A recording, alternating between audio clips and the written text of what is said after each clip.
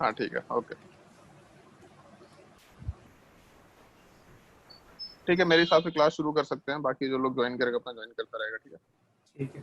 और हम meeting exit कर देंगे, तो तुम होस्ट बना हुआ है तो कोई दिक्कत नहीं है, हम मीटिंग हम चाहे तो बाद में ज्वाइन कर सकते हैं और एग्जिट कर सकते हैं।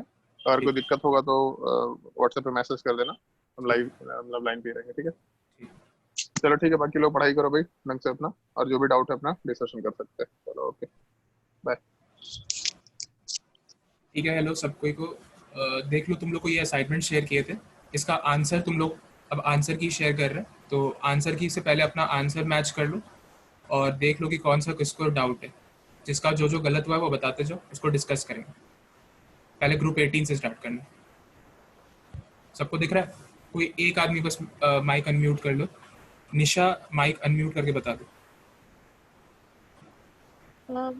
सेकंड में मेरा डाउट है 203 मतलब भी। दिख रहा है ना? हाँ हाँ दिख रहा है। ठीक,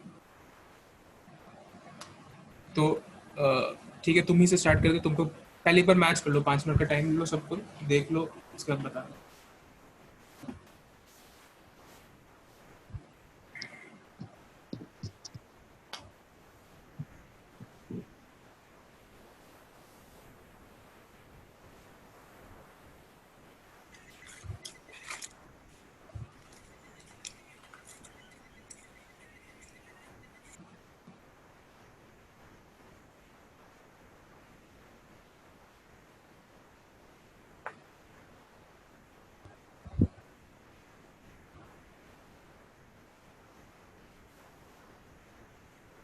ठीक है, तो स्टार्ट करते हैं। मैच हो ही गया होगा सबका।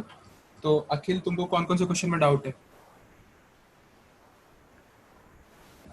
भैया मेरा 213 का है, या ग्रुप 200? 18 से पहले स्टार्ट नहीं, ग्रुप, कीजिएगा। हाँ हाँ, ग्रुप 18 से पहले कर रहे हैं। ग्रुप 18 में भैया एक मेरा ये 248 वाला है। 248, ठीक है। और हाँ, और 252। 252, ठीक है। इसमें एक में हमको प्रॉब्लम हो रहा है बस, और उसका 254 है बस, अब नहीं है। 254, ठीक है। निशा तुम बताओ।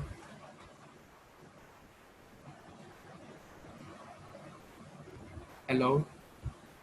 हाँ हाँ सर। हाँ बताओ। 242 में है। 242, और हाँ, और बाकी बाकी बन गया है। ठीक है। अलीशा तुम बताओ। सर 242 ही है। ठीक है।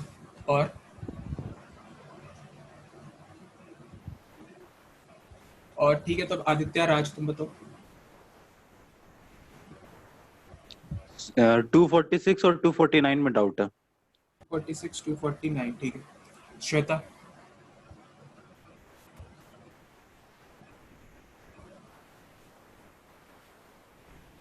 श्वेता। सर 242, 46, 48, 50, 52। जो अच्छा ठीक है, फिर से बताओ। क्या? फिर से एक बार रिपीट करो, धीरे धीरे। 42, 46, 48, 50, 52। ठीक है। बेसिकली अब सब क्वेश्चंस कवर हो ही गया, तो सारे ही डिस्कस कर लेते हैं, ठीक है। आगे फिर नहीं पूछ रहे। तो पहले एक काम करते हैं, क्वेश्चन का एक ब्रीफ हम बता देते हैं कि इस क्वेश्चन में क्या था, और उसके बाद अगर नहीं समझ में आएगा तो इस लेक्चर के एंड तक सारे क्वेश्चंस बन जाएंगे, ओके। तो सबसे पहले देखो 241 भी देख लो। Of which of the following species is non existent. तो यहाँ पे 4 ऑप्शन है, XZF6, XZF5, XZF4 और XZF2, ठीक है। तो इसमें मेरे ख्याल से किसी को कोई डाउट नहीं होगा, या फिर किसी को है तो बता दो। ठीक है, नहीं है। बी ऑप्शन देख, सॉरी 242 देखते हैं। The coloured discharge tube for advertisement mainly contains, इसका आंसर होगा नियॉन, ठीक है। नियॉन गैस को जनरली फिल किया जाता है, ये मतलब एक फैक्ट होता है। नियॉन का और कोई काम नहीं होता है, इनर्ट मीडियम क्रिएट करके रखता है फ्लोरोसेंट ट्यूब्स के अंदर, तो इसीलिए उसका आंसर होगा ये। और 1 मिनट होल्ड करो।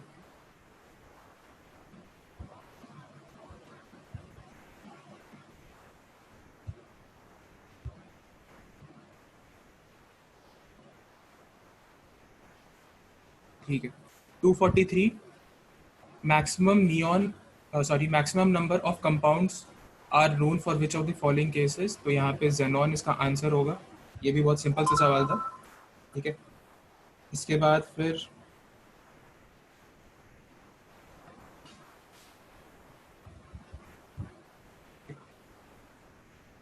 हाँ, इसके बाद फिर है XeF6 on complete hydrolysis gives. इसका आंसर तो ऐसे XeO3 है, ठीक है, लेकिन इसको अगर किसी को डाउट है तो हम लोग इसको इस लेक्चर में ही डिस्कस करेंगे। ये एक रिएक्शन है, बहुत इंपॉर्टेंट रिएक्शन होता है, ठीक है। अब देखते हैं क्वेश्चन नंबर 245। 245 क्वेश्चन है which one of the following fluorides does not exist. तो इसमें बहुत कॉमन सा आंसर है ए, HeF4 एग्जिस्ट नहीं कर सकता।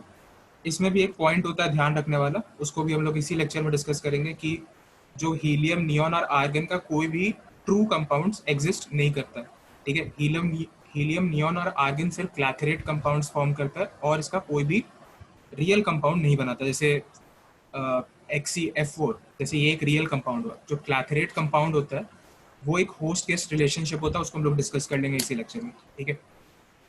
अब इसके बाद जो क्वेश्चन है which one of the following fluorides does not, अच्छा ये हो गया। In Kroll and ICI process the production of titanium the inert gas used is. ये देखो, इसमें जो क्रॉल प्रोसेस होता है एक, अगर तुम लोग मेटलर्जी पढ़े होगे तो मेटलर्जी में क्रॉल प्रोसेस आता है, ठीक है। वो बेसिकली टाइटेनियम के लिए किया जाता है, ओके। टाइटेनियम के लिए वो प्रोसेस किया जाता है और पोटेशियम के लिए किया जाता है। और जो ICI प्रोसेस होता है ये ओल्ड NCERT में गिवन था, अभी न्यू NCERT में ये नहीं गिवन है, तो इसीलिए हम लोग को उसको देखना जरूरी नहीं है, ठीक है। और अगर हमसे इसका आंसर पूछोगे तो इसका आंसर बहुत सिंपल सा हो जाएगा, इसका आंसर होगा आर्गन। और ऐसा इसलिए क्योंकि सिर्फ दो ही जो कंपाउंड्स होते हैं वो इनर्ट मीडियम प्रोवाइड कर सकते हैं किसी रिएक्शन में, एक होता है आर्गन और दूसरा होता है हीलियम, ठीक है। उसके ऊपर भी एक इंपॉर्टेंट पॉइंट दिया हुआ है NCERT में, उसको भी हम लोग डिस्कस कर लेंगे। अब यहाँ पे गिवन है question number 247, which of the following gaseous molecules is monoatomic. बहुत इजी सा सवाल है, जो भी नोबल गैस फैमिली का होगा मतलब B इज द आंसर। 248 देख रहे हैं, विच one of the following noble gases is not found in atmosphere, ठीक है। ये किसी को डाउट, हाँ तो देखो, जो ये B, C और D में ऑप्शंस गिवन है, क्रिप्टन, नियॉन और आर्गन, ये तीनों जो गैसेस है ये एटमोसफेयर में प्रेजेंट होते हैं। एटमोसफेयर में कौन सा प्रेजेंट नहीं होता, तो ये Rn, ठीक है, रैंडन, क्योंकि ये एक रेडियो एक्टिव ओरिजिन का होता है। इसको हम, इसका हाफ लाइफ ही बहुत कम सेकेंड्स का होता है, इसलिए इसको हम लोग एटमोसफेयर में रेडिली अवेलेबल नहीं होता। इसको हम लोग सिर्फ लैब्स में सिंथेसिस कर सकते हैं, ठीक है। अब इसके बाद वाला क्वेश्चन देखते हैं 249, एक मिनट।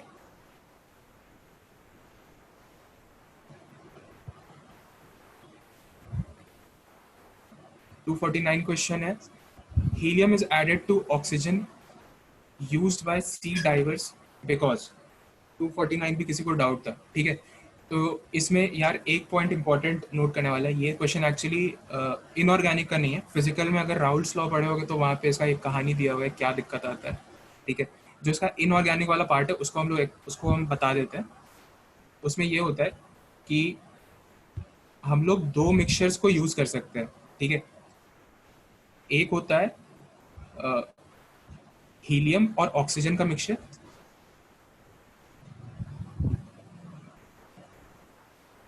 ये स्कूबा डाइवर्स यूज करता है, और दूसरा जो मिक्सचर यूज करता है ये होता है N2 प्लस ऑक्सीजन का मिक्सचर, ठीक है। तो क्वेश्चन ऐसा आता है, जेई मेंस का ये सवाल होता है कि N2 प्लस ऑक्सीजन का जो मिक्सचर होता है इसको जो स्कूबा डाइवर्स होता है ये प्रेफर नहीं करता है, और हीलियम प्लस ऑक्सीजन का मिक्सचर को प्रेफर करता है। तो इसका रीजन ये होता है क्योंकि जो हीलियम होता है ये इनर्ट नेचर का होता है, नोबल गैस फैमिली का मेंबर है, इनर्ट नेचर शो करता है। इसके वजह से अगर इसको हम लोग यूज करते हैं तो इसका जो ब्लड में डायरेक्ट जो सॉल्युबिलिटी होता है वो काफ़ी कम होता है, और नाइट्रोजन का रिलेटिवली ज़्यादा होता है जब प्रेशर का वेरिएशन आता है। तो इसीलिए हम लोग हीलियम को यूज़ करते हैं। और इसका अगर प्रॉपर एक्सप्लेनेशन राउल्ट्स लॉ के मतलब राउल्ट्स लॉ के पॉइंट ऑफ व्यू से चाहिए तो वहाँ पे एक NCERT में राउल्ट्स लॉ जहाँ पे दिया हुआ है वहाँ पे इस पॉइंट को बहुत अच्छे तरीके से एक्सप्लेन किया गया है, ठीक है। क्वेश्चन नंबर 250 अब देखते हैं। The inert gas abundantly found in atmosphere is, जिसका भी माइक ऑन है ऑफ कर लो। Argon. The inert gas abundantly found in atmosphere is. तो ये भी काफ़ी सिंपल सा ही सवाल है, इसका आंसर डी होना चाहिए, जेनॉन। ऐसा इसलिए भी है क्योंकि बाकी तीनों ऑप्शन के कितने ही हम लोग कंपाउंड्स जानते हैं, बहुत कम। हम लोग सिर्फ मैक्सिमली डी ऑप्शन मतलब जेनॉन के कंपाउंड्स को जानते हैं। और ये एक मिनट, सॉरी सॉरी, इसका आंसर डी नहीं होगा, रुको, इसका आंसर हम लोग लेक्चर में डिस्कस करेंगे। इस पे एक न्यूमोनिक बनता है, इसीलिए इसको हम लोग लेक्चर में डिस्कस कर लेंगे, ठीक है। सर एक बार 249 फिर से एक्सप्लेन कर दीजिए ना। ठीक है, देखो 249 जो है ये बेसिकली राउल्स लॉ के एप्लीकेशन का सवाल है, ठीक है। राउल्स लॉ में एनसीईआरटी में एक चीज़ गिवन है ना कि जब स्कूबा डाइवर्स लोग पानी के अंदर जाता है तो प्रेशर बढ़ता है तो सॉलिबिलिटी घटता है, ये सारी जो बातें रहती है, ठीक है। तो उसके वजह से दो मिक्सचर जो स्कूबा डाइवर्स होता है यूज़ करता है, एक हीलियम और ऑक्सीजन का मिक्सचर और एक नाइट्रोजन और ऑक्सीजन का मिक्सचर, ठीक है। इन दोनों मिक्सचर्स को यूज़ किया जाता है, लेकिन जो प्रेफर्ड मिक्सचर होता है वो होता है हीलियम प्लस ऑक्सीजन का। वो इसलिए क्योंकि जो हीलियम होता है ये बहुत इनर्ट नेचर का होता है और ये ब्लड के साथ डायरेक्टली डिजॉल्व नहीं करता है हाई प्रेशर में भी, ठीक है। इसके वजह से हम लोग हीलियम और ऑक्सीजन के मिक्सचर को यूज़ करते हैं, ठीक है। ठीक है सर। और जो 250 क्वेश्चन है इसको हम लोग ऑप्शंस में लेक्चर में डिस्कस कर लेंगे, ये बहुत अच्छा सवाल है। फिर 251 देखते हैं।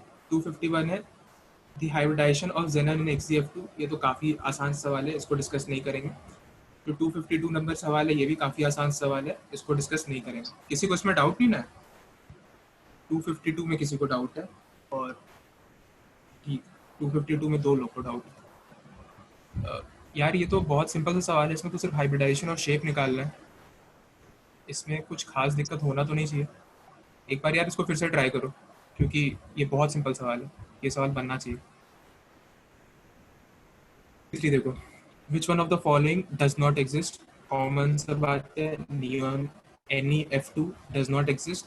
क्यों ये एग्जिस्ट नहीं करता? क्योंकि हीलियम, नियॉन और आर्गन के कोई भी ट्रू कंपाउंड्स एग्जिस्ट नहीं करते हैं, सिर्फ वो क्या बनाता है, क्लैथरेट।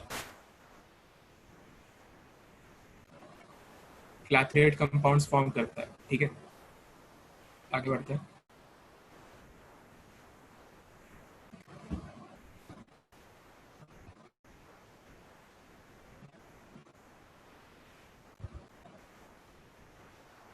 अगला देखो, consider following properties of noble gases. इसमें किसको किसको डाउट है? 254 में किसी को डाउट नहीं है? ये फिजिकल प्रॉपर्टी से रिलेटेड सवाल है, ठीक है। तो इसको हम लोग लेक्चर में डिस्कस कर लेंगे। इसका भी मेरे पास एक पॉइंट है, वो हम लेक्चर में बता देंगे। हालांकि शायद इसका आंसर बी है। They generally do not form ionic compounds, common सा बात। और 3, they have variable oxidation state in their compounds. Generally ये जेनॉन के बारे में ही बात कर रहा है, तो क्योंकि एक जनरलाइज चीज़ पूछा जा रहा है तो उसमें से अगर एक मेंबर के पास भी वेरिएबल ऑक्सीडेशन स्टेट शो कर रहा है तो मतलब वो होगा आंसर, ठीक है। एक मिनट होल्ड करो, तो इसका आंसर एक बार चेक कर लेता हूँ। 254 का बी ही आंसर है, ठीक है। अब हम लोग जो इसमें ग्रुप 18 में जो लेक्चर पॉइंट्स हैं उसको डिस्कस करते हैं। अच्छा, इस असाइनमेंट में जो जो क्वेश्चंस हम छोड़े हैं उसके अलावा किसी को कोई doubt except for question number 252? चलो नहीं है तो आगे बढ़ते हैं, लेक्चर नोट्स डिस्कस करते हैं।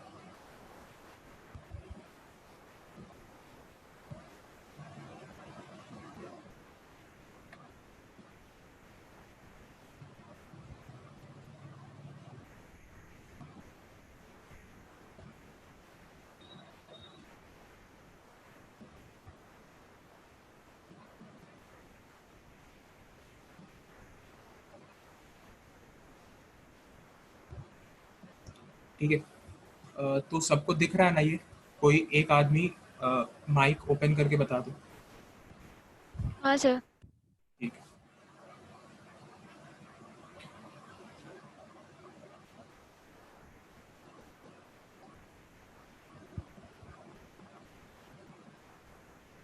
चलो देखते हैं। तो हम लोग ग्रुप 18 18th ग्रुप एलिमेंट्स पहले स्टडी कर लेते हैं, ठीक है। यहाँ पे सबसे पहला पॉइंट आता है अक्रेंस का। हम लोग एनसीईआरटी के ऑर्डर को ही फॉलो करते हैं।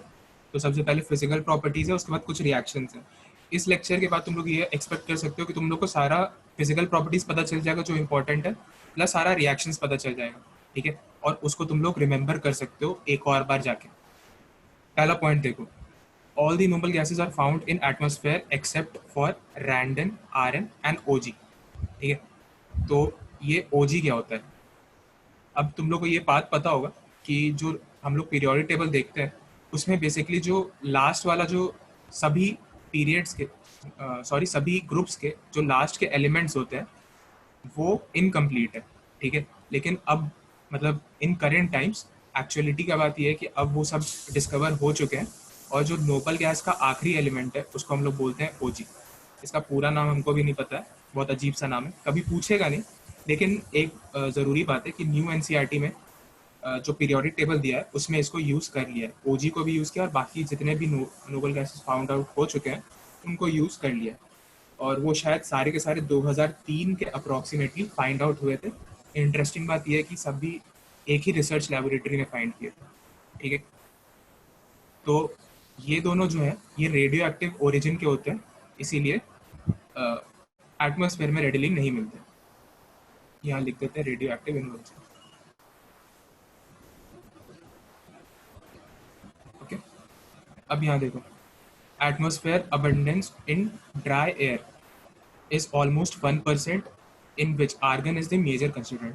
अब यहाँ देखो, जो एक क्वेश्चन हम लोग छोड़े थे which gas is most abundant in nature, उसका ऑर्डर नोट करो। यहाँ हम एक और बार लिख रहे हैं N2, O2, argon, neon, helium, krypton,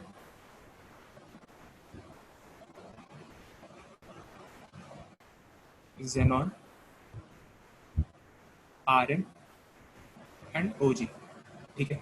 ये एटमॉस्फेरिक अबंडेंस का ऑर्डर होता है। हम लोग को एक चीज़ तो याद रहता है रफली कि जो नाइट्रोजन होता है, हम लोग बोल देते हैं 70% एयर में नाइट्रोजन होता है और 30% ऑक्सीजन होता है, या फिर कभी कभी इसको मैनिपुलेट कर देते हैं 75-25 इस तरीके से बोल देते हैं। लेकिन एक्चुअली क्या होता है कि जो नाइट्रोजन है ये बेसिकली 78% होता है एयर में, ठीक है। ऑक्सीजन 21% होता है। और ये जो सारे के सारे हैं ये ग्रुप 18 के मेंबर्स एटमॉस्फेयर में ज़्यादा अवेलेबल होते हैं in comparison to rest of the elements found in the periodic table, ठीक है। अब मेन बात आता है कि इसको याद कैसे रखें, क्योंकि ये ऑर्डर मतलब ऐसा तो नहीं है कि याद रख सकते हैं। तो यहाँ देखो एक न्यूमोनिक नीचे लिखा हुआ है, इसको हम पढ़ते हैं, इसके मदद से हम लोग उसको याद रखेंगे। न्यूमोनिक है, और नहीं है कर्जे रहने दे ऑगी। ऑगी एक बहुत फेमस कार्टून देता है कार्टून नेटवर्क पे, अगर याद हो तो ये न्यूमोनिक है। हम इसको यहाँ से भी रिलेट कर देते हैं, ठीक है।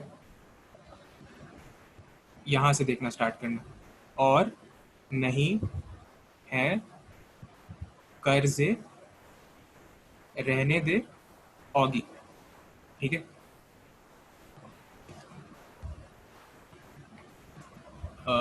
तो ये बात तुम लोगों को समझ में आया? ये एक न्यूमोनिक के बेसिस पे हम लोग याद कर सकते हैं। और अगर इसका रीज़न जानना है तो रीज़न यही है कि जो नोबल गैसेस में जो रेडियो एक्टिव ओरिजिन के होते हैं वो बहुत कम अवेलेबल होते हैं एटमॉस्फेयर में रेडिली, उनको लैब में सिंथेसाइज किया जा सकता है, बाकी अवेलेबल होते हैं, ठीक है। अब यार एक बहुत इंपॉर्टेंट डाउट लोगों को आ जाता है इसको पढ़ते समय कि यार CO2 भी तो गैस है, CO2 का अबंडेंस क्या है? तो CO2 बहुत कम अबंडेंट होता है और इसका परसेंटेज हम लोग यहाँ देख सकते हैं 0.003%। ये जो सारे के सारे फैक्ट है एनसीईआरटी में गिवन है।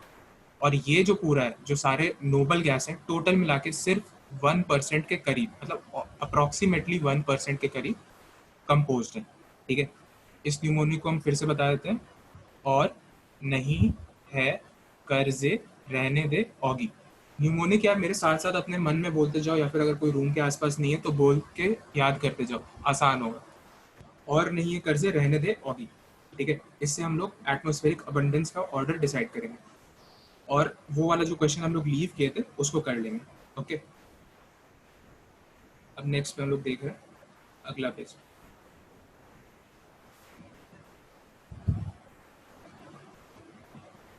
अब अगर हम लोग स्टार्टिंग का जो 2 लाइन पढ़े, एक मिनट होल्ड करें। देखो इस मीटिंग के लिए ना अगर हम कुछ भी पूछें तो ये जो है अलीशा तुम रिप्लाई करना, तुम्हारी नेट कनेक्टिविटी में कोई प्रॉब्लम नहीं है, तुम रिप्लाई करना अगर हम कुछ भी पूछे तो, ठीक है। तो ओके सर। ये पेज में तुम लोग को कुछ ब्लर दिख रहा है? यस सर, हल्का हल्का। ठीक है, हम इसको रीड कर देते हैं, अगली बार से दिक्कत नहीं है। तो जो देखो पहला पॉइंट जो लिखा हुआ है यहाँ पे, ये लिखा हुआ है argon is the third most abundant gas in the atmosphere. Common सा बात है, हम लोग यहाँ पे अभी देखें, यहाँ देख लो, argon is the third most abundant gas in the atmosphere and argon is the first, मतलब the most abundant gas, the most abundant noble gas in the atmosphere. तो ये 2 पॉइंट है जिसपे जो एग्जामिनर है वो 2 पॉइंट्स बना सकता है साइमल्टेनियसली। और इस बात का ध्यान रखना कि मोस्ट अबेंडेंट गैस पूछा जा रहा है या फिर मोस्ट अबेंडेंट नोबल गैस पूछा जा रहा है, ठीक है। तो ये 2 पॉइंट था स्टार्टिंग का। अब अगला पॉइंट देखो, ये दोनों हो गए। अकरेंस में देखो, अकरेंस हम लोग को जानना जरूरी है। Helium and sometimes neon is found in radio active origin, और उसका ओरिजिन किस चीज में मिलता है? तो पिच ब्लेंड, मोनोजाइट और क्लीवीवेट। ये जो चीज़ है ये बहुत अच्छे से दिख नहीं रहा है, हम इसको लिख देते हैं। क्लीवीवेट का स्पेलिंग एक्चुअली हमको भी नहीं आता है। सर ये नोट्स हम लोग को मिलेगा? हाँ दे देंगे। ठीक है सर, आप डाल दीजिए तो हम लोग पढ़ लेंगे ना इसको दोबारा भी हाँ ग्रुप में। यार ये जो लिखा हुआ है ना, ये क्लीवीवेट लिखा हुआ है, ठीक है। इसका स्पेलिंग ये नहीं होता है, कुछ और होता है। पिच ब्लेंड जो होता है ये होता है U3O8। एक्चुअली जो पिच ब्लेंड होता है ना, बहुत ज़्यादा रेडियो एक्टिव ओरिजिन का होता है, उसमें यूरेनियम के बहुत सारे कंपाउंड्स का कंपोजिशन होता है। लेकिन अगर जेई पॉइंट ऑफ व्यू से कोई पूछेगा नहीं।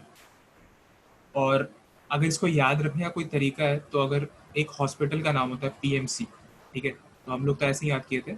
हम लोग का जहाँ पे कोचिंग था उसके जस्ट बाहर ये हॉस्पिटल था PMC, तो हम लोग को ऐसे याद हो गया था। पिच ब्लेंड, मोनोजाइट और क्लीवीवेट में हीलियम और नियॉन मिलता है, ठीक है। तो हीलियम और नियॉन का ये ओरिजिन हो गया। अब कमर्शियल यूज़, हाँ ये बहुत ज़रूरी है, ये बहुत इंपॉर्टेंट पॉइंट भी है, ठीक है। कभी कभी अगर कोई प्रीवियस ईयर सॉल्व किया होगा तो एक क्वेश्चन तो इस पर दिख ही गया होगा। Main commercial source of helium is natural gas, ये बहुत ज़रूरी नहीं था, ये ज़रूरी है। Radium gives random plus helium, ये एक्चुअली डीके का एक रिएक्शन है। ये तुम लोग उस चैप्टर में पढ़े होगे, काइनेटिक्स के बाद थोड़ा सा रेडियो एक्टिविटी आता है ना, तो इस चैप्टर में इस पॉइंट को पढ़े होगे, ठीक है। लेकिन क्योंकि ये रिएक्शन फॉर्मेट में भी गिवन है एनसीईआरटी में, तो इसलिए ये इंपॉर्टेंट हो जाता है। जो रेडियम होता है वो रैंडम और हीलियम में या कहीं अल्फा में डिसोसिएट करता है, ठीक है। अब हम लोग आगे बढ़ते हैं आयनाइजेशन एनर्जी की तरफ। आयनाइजेशन एनर्जी में noble gas have the highest ionization energy in the corresponding period. बहुत कॉमन सा बात है, क्योंकि उनके पास जो है फुलफिल्ड उनका पूरा जो वैलेंस शेल होता है उसका जो कॉन्फ़िगरेशन होता है वो होता है NH2 NP6 कॉन्फ़िगरेशन। इसीलिए ये नोबल गैस ओरिजिन के होते हैं, फुलफिल्ड कॉन्फ़िगरेशन है, इसलिए आयनाइजेशन एनर्जी काफ़ी ज़्यादा होता है। और इसीलिए भी वो बहुत ज़्यादा एलिमेंट से रिएक्ट नहीं करते, ठीक है। ऑक्टेट रूल सेटिस्फाइड है। Helium has the highest ionization energy in all elements of the periodic table. ये पॉइंट है, हमको उम्मीद है तुम लोग को ये पता होगा कि जो हीलियम है इसका आयनाइजेशन एनर्जी सबसे ज़्यादा होता है। हम लोग जानते हैं कि अगर हम लोग बॉटम से टॉप की तरफ जाएं एक पर्टिकुलर ग्रुप में तो आयनाइजेशन एनर्जी का वैल्यू बढ़ता है, ठीक है।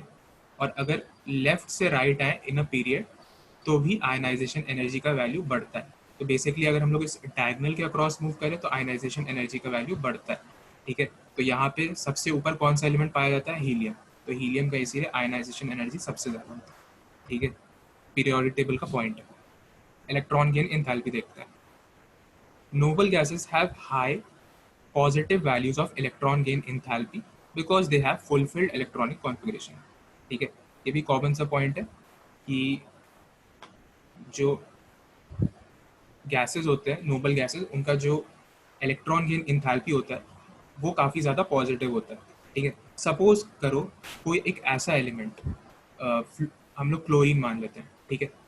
क्लोरीन का जो इलेक्ट्रॉन गेन एंथैल्पी है मतलब ΔHEG, ये नेगेटिव होता है, ठीक है।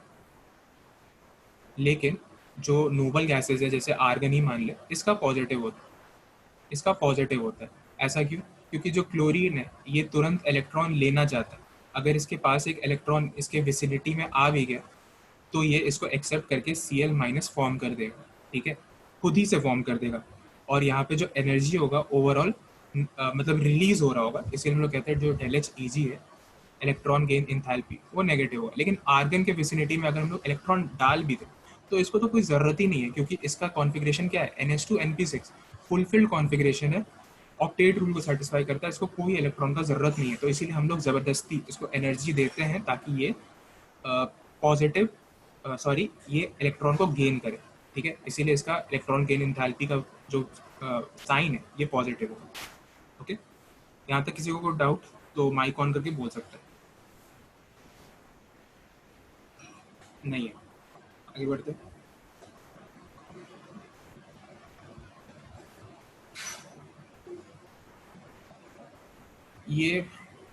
ये वाला भी थोड़ा सा ब्लर ही फोटो आ गया, ठीक है, लेकिन हम इसमें सब पॉइंट्स को रीड कर देते हैं, अगली बार ये दिक्कत नहीं होगी।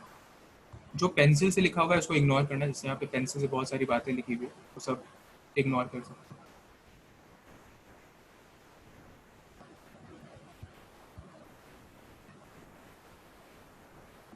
ठीक है, फिजिकल प्रॉपर्टीज की बात करते हैं तो all noble gases are colourless, odourless and tasteless. On moving down the group boiling point increases because on moving down the group van der Waals forces of attraction increases. ठीक है, अब जो हम लोग का लास्ट बात हुआ था उसमें हम तुम लोग को एक बात बोले थे कि जो बॉइलिंग पॉइंट होता है और मेल्टिंग पॉइंट होता है ये दोनों ही चीज़ें बहुत ही ज़्यादा ट्रिवियल चीज़ है, मतलब इस पे क्वेश्चंस आ जाते हैं लेकिन इसका बहुत ज़्यादा कोई जनरलाइज ऑर्डर नहीं होता।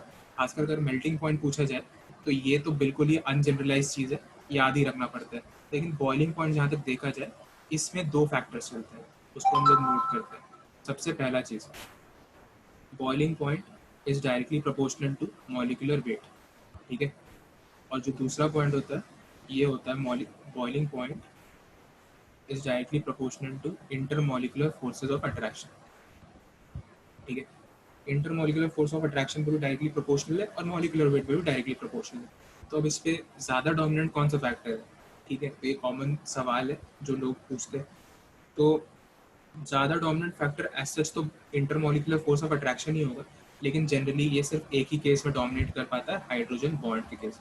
अगर कहीं हाइड्रोजन बॉन्ड हो रहा है तो फिर बॉइलिंग पॉइंट ज़्यादा हो जाता है in case of the compound which is forming hydrogen bond. अब जैसे एक छोटा सा एग्जांपल हम लोग नोट करते हैं यहाँ पे, जैसे कि तुम लोग बोले थे कि तुम लोग NCERT पढ़ लियो, तो अगर ग्रुप 15, ग्रुप 16 और ग्रुप 17 की बात की जाए, ठीक है, इन सब में अगर हम लोग बॉइलिंग पॉइंट ऑर्डर देंगे, जैसे कि ग्रुप 15 में NH3 मतलब इसके हाइड्राइड्स का NH3PH हेलो NH3PH3 ASH3 वगैरह का, तो उसमें NH3 का बॉइलिंग पॉइंट एबनॉर्मली बढ़ता है, ठीक है, और ये सेकंड हाईएस्ट हो जाता है इंटायर पीरियड में। 16 में देखें तो वाटर H2O का सबसे ज़्यादा हो जाता है इंटायर सॉरी यहाँ पे मैंने पीरियड बोल दिया, इंटायर ग्रुप में सबसे ज़्यादा होता है NH3 का सेकंड हाईएस्ट होता है 15th ग्रुप में। 16th ग्रुप में जो वाटर होता है उसमें सबसे ज़्यादा होता है वाटर का, ठीक है। 17th ग्रुप में HF होता है, इसमें भी सबसे हाईएस्ट HF का ही होता है। तो देखो यहाँ पे फर्स्ट हाईएस्ट है, यहाँ पे सेकंड हाईएस्ट है, तो कुछ कुछ डिस्क्रिपेंसीज आते रहते हैं, ठीक है। तो इन दोनों ही पैरामीटर्स को हम लोग को देखना है और फाइनल रिजल्ट को याद रखना है। तो वैसे ही यहाँ पे जो बोला जा रहा है कि जो ग्रुप 18 है, ग्रुप 18 में जैसे जैसे हम लोग नीचे जाते हैं तो जो बॉइलिंग पॉइंट होता है वो बढ़ जाता है। क्यों बढ़ता है, तो यहाँ पे पॉइंट नंबर 1 रेफर करो, क्योंकि मॉलिक्यूलर वेट बढ़ जाता है। अब बेसिकली मॉलिक्यूलर वेट बढ़ जाता है तो क्या हुआ, तो बॉइलिंग पॉइंट का बढ़ने का क्या रीज़न है, क्योंकि वैन डर वाल फोर्सेज ऑफ अट्रैक्शन बढ़ जाता है। वैन डर वाल फोर्सेज ऑफ अट्रैक्शन बढ़ जाता है, इसीलिए बॉइलिंग पॉइंट बढ़ जाता है। जिस भी सब्सटेंस का ज़्यादा मॉलिक्यूलर वेट होता है, ठीक है, उसका वैन डर वाल फोर्सेज ऑफ अट्रैक्शन ज़्यादा होता है, ठीक है, इसीलिए बॉइलिंग पॉइंट बढ़ जाता है। तो ये पॉइंट हो गया, आगे बढ़ते हैं। Helium has the lowest boiling point in all known substances, बहुत इंपॉर्टेंट पॉइंट, बहुत ही ज़्यादा, ठीक है। अब अगर तुम लोग वो वाला क्वेश्चन याद करो, प्रॉल प्रोसेस वाला, प्रॉल प्रोसेस में पूछ रहा था कि कौन सा नोबल गैस को हम लोग इनर्ट मीडियम की तरह यूज़ कर सकते हैं। उस क्वेश्चन में शायद हीलियम ऑप्शन में नहीं था। ये जो चीज़ था ये एक हेल्प किया था उस क्वेश्चन में, ठीक है। उस क्वेश्चन में सिर्फ आर्गन ही ऑप्शन में गिवन था। ये जो दोनों चीज़ें होते हैं इनका बॉइलिंग पॉइंट काफ़ी कम हो, एक्चुअली बॉइलिंग पॉइंट से कोई रिलेशन नहीं है। ये दोनों जो होते हैं काफ़ी कोल्ड होते हैं, क्रायोजेनिक इन नेचर इनको कहा जाता है। ये जो सारे नोबल गैसेस होते हैं इनको हम लोग लिक्विड फॉर्म में कन्वर्ट करते हैं बहुत ही लो टेम्परेचर पे, ठीक है। और उसको रिएक्शन मीडियम में हम लोग यूज़ कर सकते हैं और किसी चीज़ों को ठंडा रखने में भी यूज़ कर सकते हैं, तो उसको हम लोग क्रायोजेनिक इन नेचर कहते हैं। और जो हीलियम होता है इसका सबसे कम बॉइलिंग पॉइंट होता है in all the known substance. बहुत ज़्यादा ज़रूरी पॉइंट। क्वेश्चंस शायद एनटीए में मेरे साल किसी एक पेपर में पूछा था, तो याद रखना, ठीक है। एनसीईआरटी में ये एक रिएक्शन डायरेक्टली शायद गिवन नहीं है, वर्ड्स में गिवन है। ये जो हीलियम होता है लिक्विड के फॉर्म में एक सुपर फ्लूइड में कन्वर्ट हो जाता है 2.2 केल्विन के 2.2 केल्विन के अप्रॉक्सीमेट टेम्परेचर पे, ठीक है। अब 2.2 केल्विन अगर किसी को समझ में आ रहा है तो ये बहुत ही ज़्यादा ठंडा टेम्परेचर है, ठीक है। उस समय जो लिक्विड है वो अपने नॉर्मल प्रॉपर्टीज़ को छोड़ के कुछ ऐसे प्रॉपर्टीज़ को अक्वायर करता है, उसमें उसको सुपर फ्लूइड कहा गया है। सुपर फ्लूइड मतलब इसमें विस्कोसिटी 0 हो जाता है, एक्सेट्रा एक्सेट्रा। सिलेबस के बाहर का चीज़ है। बस रिएक्शन याद रखना कि 2 पॉइंट पूछ भी सकता है तो यही पूछेगा कि लैम्डा टेम्परेचर क्या होता है हीलियम के लिए, बस यही पूछेगा। याद रखना 2.2 केल्विन होता है और ये भी बहुत कम चांसेस है कि पूछ ले, ठीक है, क्योंकि बहुत ही रेयर सवाल है। बहुत मतलब एनसीईआरटी में जो वर्डिंग्स होते हैं ना उसमें दिया होता है। अगला पॉइंट देखो, helium has abnormal property to diffuse through rubber, plastic, glasses etcetera. ये बहुत जनरल प्रॉपर्टी होता है। हीलियम क्या होता है ना, उसमें अगर हम लोग रेट ऑफ डिफ्यूजन सबसे पहले नोट करते हैं, rate of diffusion and diffusion ये होता है PA अपॉन √m/T, ठीक है। P होता है प्रेशर, A होता है एरिया ऑफ ओरिफिस, M होता है मॉलिक्यूलर वेट और T होता है टेम्परेचर। तो हीलियम का जो मॉलिक्यूलर वेट है अगर सेम प्रेशर, एरिया, टेम्परेचर कर दे तो मॉलिक्यूलर वेट हीलियम का सबसे कम है, इसलिए रेट ऑफ डिफ्यूजन सबसे ज़्यादा हो जाता है, ठीक है। जिसके वजह से कहा जाता है कि अगर सपोज हम लोग एक बैलून ले लें, ठीक है, बैलून ले लें और हीलियम गैस उसमें फिल कर दे तो हीलियम उससे एस्केप हो जाएगा कुछ देर बाद, भले तुम उसको कितना भी टाइट बांध दो। याद रखने का तरीका, छठ घाट में हर कोई जाता है जो भी बिहार झारखंड में होगा, और वहाँ पे हीलियम के बैलून्स काफ़ी ज़्यादा मिलते हैं, ठीक है। हीलियम के बैलून्स मिलते हैं और हम लोग खरीदते हैं, कुछ देर बाद वो हाथ से छूट जाता है, ऊपर चला जाता है और हवा उसका बाहर निकल जाता है और वो पचक जाता है। तो ये उसी प्रॉपर्टी को जस्टिफाई करता है कि helium has abnormal property diffuse through rubber, plastic etcetera, ठीक है। डिफ्यूजिंग टेंडेंसी का ऑर्डर हम लोग यहाँ पे नोट कर सकते हैं, तो मॉलिक्यूलर वेट का फैक्टर ही को इंक्लूड किया है, ओके। एक मिनट होल्ड यार, ये जो रेड लाइन जो भी खींच रहा है इसको हटा दो अगर किसी से हट रहा हो।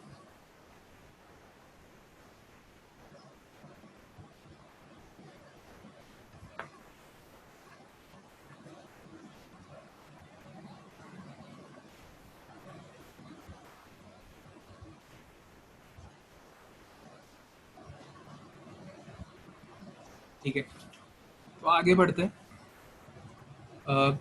अब एक और चीज़ जो रेट ऑफ डिफ्यूजन होता है, ये तो हम लोग ने जैसे नोट किया PA अपॉन √MT होता है। तो अगर पूछा जाए हाइड्रोजन का रेट ऑफ डिफ्यूजन ज़्यादा है या फिर हीलियम का, ठीक है, तो जैसे हीलियम का मास कितना होता है 4 AMU, और हाइड्रोजन मतलब हाइड्रोजन गैस ही होता है, यहाँ पे H लिखा हुआ है, H2 याद रखना, H2 हो गया यहाँ पे, ठीक है। H2 का कितना हो गया 2 ग्राम पर मोल कर लेते हैं, इसको भी 4 ग्राम पर मोल कर लेंगे, 1 मोल की बात करते हैं। लेकिन जो वैंडर वॉल फोर्स होता है ना, एक और चीज़ पर डिपेंड करता है, वो होता है साइज़, ठीक है। तो यहाँ पे कुछ वैंडर वॉल फोर्सेस और कुछ साइज़ का इंट्रैक्शन की वजह से क्या होता है कि जो हीलियम का रेट ऑफ डिफ्यूजन होता है वो हाइड्रोजन गैस से ज़्यादा होता है। यहाँ पे ये जो रूल है PA अपॉन √MT का, ये वायलेट हो जाता है, ठीक है। ये बस इस रूल का एक लौता एक्सेप्शन है अपने जेई के सिलेबस में कि हीलियम का रेट ऑफ डिफ्यूजन ज़्यादा है कि हाइड्रोजन का। तो भाई हीलियम का ज़्यादा है क्योंकि हाइड्रोजन का जो साइज़ होता है ये ज़्यादा होता है, जिसकी वजह से वो जल्दी डिफ्यूज़ नहीं कर पाता।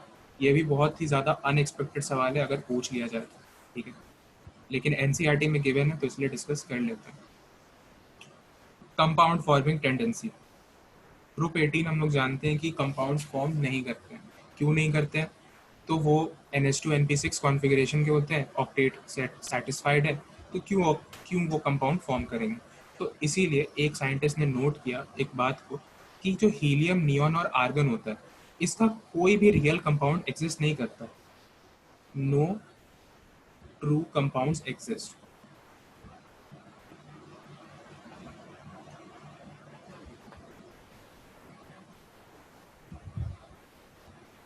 किसका?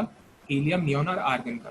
तो ट्रू कंपाउंड का क्या मतलब है? ट्रू कंपाउंड का मतलब जैसे XC F6 हो गया, ये एक ट्रू कंपाउंड है जहाँ पे कुछ बॉन्ड्स बने, मतलब एक्चुअल बॉन्ड्स किस टाइप के? तो आयोनिक, कोवेलेंट या मेटालिक, इन तीनों में से कोई एक बॉन्ड बना तो उन कंपाउंड्स को हम लोग ट्रू कंपाउंड्स बोलते हैं।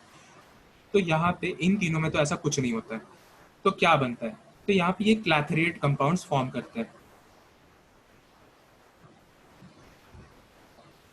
क्लैथरेट कंपाउंड फॉर्म करते हैं। और क्लैथरेट क्या होता है? होस्ट गेस्ट रिलेशनशिप, ठीक है। एक एक एटम कह सकते हैं होस्ट होता है, एक एटम कह सकते हैं गेस्ट होता है, और इनके बीच में कुछ फोर्सेस ऑफ अट्रैक्शन होता है। सपोज करो बहुत सारे एटम्स हैं आर्गन के, ठीक है, ये सारे जो बड़े एटम्स हैं ये आर्गन के हैं। अब एक छोटा सा एटम हम लोग लैब में इंट्रोड्यूस किया, ठीक है, ये जो छोटा सा एटम है किसी भी एलिमेंट का है, सपोज कर लो हीलियम का है, ठीक है, तो ये एटम इसके बीच में फंस गया। अब इन सब के बीच में क्या होगा? एक कुछ अट्रैक्टिव फोर्सेस तो जनरेट होगा, कुछ नहीं तो van der Waals forces of attraction he generate हो जाएगा। इसी को हम लोग होस्ट गेस्ट रिलेशनशिप कहते हैं या क्लैथरेट कंपाउंड्स बोलते हैं, ठीक है। तो ये होता है। अब यहाँ पे एक और बहुत इंपॉर्टेंट बात है नोट करने वाली कि helium and neon don't form clathrate compounds. तो हीलियम और नियॉन जो होता है ये क्लैथरेट बनाता भी नहीं, सिर्फ आर्गन जो है ये क्लैथरेट फॉर्म करता है, ठीक है, और हीलियम और नियॉन कोई कंपाउंड फॉर्म नहीं करता। तो यहाँ तक किसी को कोई डाउट, कोई पॉइंट समझने में, या रिपीट करते हैं? नहीं है भैया ये क्लैथरेट कंपाउंड वाला, ये जो आर्गन वाला जो आप एग्जांपल दिए थे, वो जरा डिस्कस कर दीजिएगा ना वापस से। ठीक है, जैसे आर्गन एक बड़ा एटम है, जो क्लैथरेट होता है ना सिर्फ आर्गन ही फॉर्म करता है, ठीक है। बाकी जो हीलियम और नियॉन है इसके कोई ट्रू कंपाउंड्स एग्जिस्ट नहीं करते, क्लैथरेट भी एग्जिस्ट नहीं करता है, आर्गन ही है जो सिर्फ क्लैथरेट फॉर्म करता है। अब देखो आर्गन जैसे कि बहुत बड़ा एटम है, तो जैसे तुम एक आर्गन को सिर्फ आर्गन ऐसे एक्सपेक्ट करते हो, लेकिन ऐसा नहीं होता है। बहुत सारे आर्गन के एटम्स एक साथ जुड़े रहते हैं आर्गन गैस के फॉर्म में, ठीक है। तो इसके बीच में जैसे लैब्स में क्या किया जाता है कि अलग अलग एक्सपेरिमेंट किया जाता है। सपोज किसी एक एटम ऑफ हीलियम को इसमें ड्रॉप किया गया किसी प्रोसेस के थ्रू, ठीक है, और यहाँ पे जो वॉइड है इसमें आके ये एटम फंस गया, हीलियम का एटम फंस गया इन द सेंस कह सकते हैं कि वहाँ पे आके फिक्स हो गया, ठीक है। अब ये एक हाइपोथेटिकल एग्जांपल हम दे रहे हैं, हो सकता है आर्गन और हीलियम क्लैथरेट ना फॉर्म करता हूँ, क्योंकि क्लैथरेट फॉर्म करने के लिए साइज फैक्टर बहुत ज़रूरी है, देखा जाता है, ठीक है। तो ये जो यहाँ पे आ गया, तो यहाँ पे कोई ट्रू कंपाउंड नहीं फॉर्म किया, ठीक है, बस यहाँ पे एक आर्गन एज अ होस्ट है और हीलियम एज अ गेस्ट है, और यहाँ पे इन दोनों के पास जो फोर्स ऑफ अट्रैक्शन है वो van der Waals forces of attraction है। और भी कुछ फोर्सेस ऑफ अट्रैक्शन हो सकते हैं, लेकिन अपने सिलेबस के अकॉर्डिंग सिर्फ van der Waals forces of attraction ही आर्गन और हीलियम के बीच में एक्ट कर रहे हैं इस पर्टिकुलर केस में, ठीक है। ऐसे कंपाउंड्स को हम लोग क्लैथरेट कंपाउंड्स बोलते हैं, ठीक है। हाँ, अगला देखो,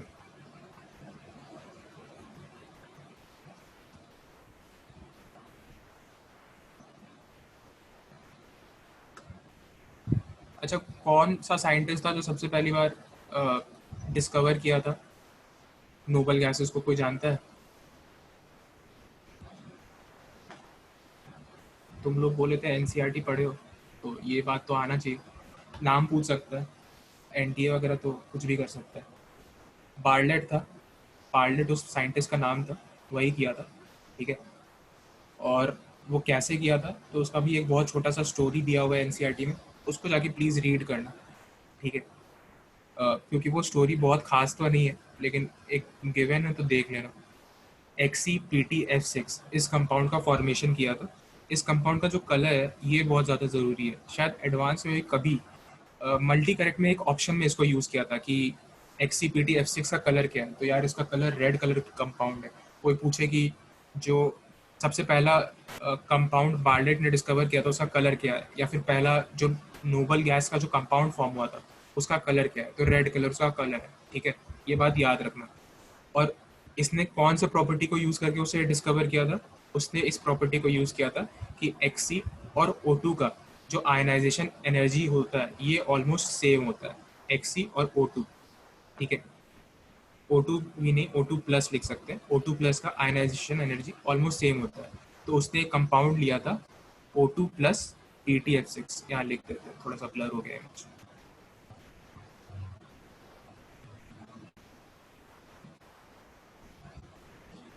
ठीक है, ये कंपाउंड उसने लिया था। अब इस कंपाउंड के बारे में इंपॉर्टेंट बातें क्या है, इंपॉर्टेंट बातें ये है कि तुमसे ये कंपाउंड दे देगा, ठीक है। अगर मेंस में सवाल आ रहा है तो ये कंपाउंड दे देगा, पूछेगा कि यहाँ पे O2 का, यहाँ पे जो ऑक्सीजन है, ऑक्सीजन ऑक्सीजन बॉन्ड में बॉन्ड ऑर्डर क्या है ये निकालने पूछ देगा।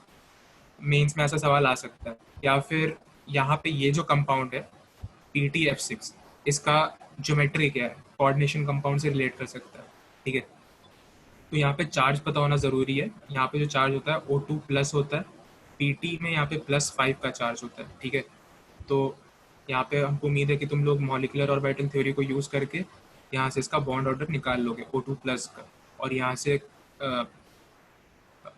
कोऑर्डिनेशन कंपाउंड की मदद से यहाँ पे इसका ज्योमेट्री निकाल लोगे। हालांकि ये तो ऑक्टाहेड्रल ही होगा, मतलब कोऑर्डिनेशन नंबर 6 के लिए हम लोग कोई और ज्योमेट्री पता भी नहीं होता है, ऑक्टाहेड्रल ही फॉर्म कर रहा होगा, ठीक है। तो यहाँ पे मैंने लिखा भी है जैसे चार्ज इज इम्पॉर्टेंट, ठीक है। अब प्रिपरेशन ऑफ नोबल गैसेस, तुम लोग का सबसे पेन पॉइंट जिसको कह सकते हैं, यार रिएक्शन याद नहीं होता है, तो देखो रिएक्शन अब स्टार्ट कर रहे हैं। प्रिपरेशन ऑफ नोबल गैसेस, तो ये 3 रिएक्शन तो बहुत बेसिक रिएक्शन है और ये याद होना चाहिए, ठीक है। Sorry, Xc plus O2, sorry Xc plus F2, Xc F6 बना रहा है। कंडीशन क्या होता है, Xc एक्सिस में होता है। Xc plus F2 Xc F4 बनाता है, यहाँ 4 है, Xc F4 बनाता है 1:5 का रेशियो में। और Xc plus O2 sorry F2 जब 1:20 में लिया जाए तो Xc F6 बना रहा है, ठीक है। इस रिएक्शन को याद करने में कितने लोगों को तकलीफ है, बताओ। किसी को तकलीफ नहीं है तो आगे बढ़ जाए, ठीक है, जैसा तुम लोग कहो। खैर इसमें याद ऐसे रख सकते हो कि यहाँ जब फ्लोरीन जब बढ़ रहा है, यहाँ पे तुमको फ्लोरीन पता नहीं है कितना है, तो ऐसे याद रख लो कि जैसे जैसे हम लोग फ्लोरीन का रेशियो बढ़ा रहे हैं तो यहाँ पे फ्लोरीन प्रोडक्ट साइड ज़्यादा दिख रहा है, ठीक है। हालांकि यहाँ पे एक्सेस में Xc है, लेकिन याद तो ऐसे भी रख सकते हैं, ठीक है। इस रिएक्शन को नॉर्मली याद रखना। और एक और बात, यहाँ पे XCF6 जो होता है डिस्टॉर्टेड ऑक्टाहेड्रल शेप रखता है, sp3d3 हाइब्रिडाइजेशन होता है, डिस्टॉर्टेड ऑक्टाहेड्रल ही बोलते हैं शायद इसको, तो ये फॉर्म करता है डिस्टॉर्टेड ऑक्टाहेड्रल। एक बार चेक कर लेंगे, डिस्टॉर्टेड ऑक्टाहेड्रल एक टेट्राहेड्रल, होल्ड करो।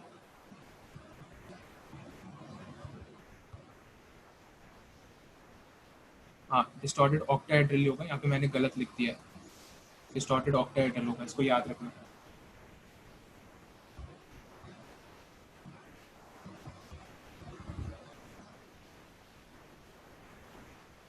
ठीक है, अब ये पेज देखो।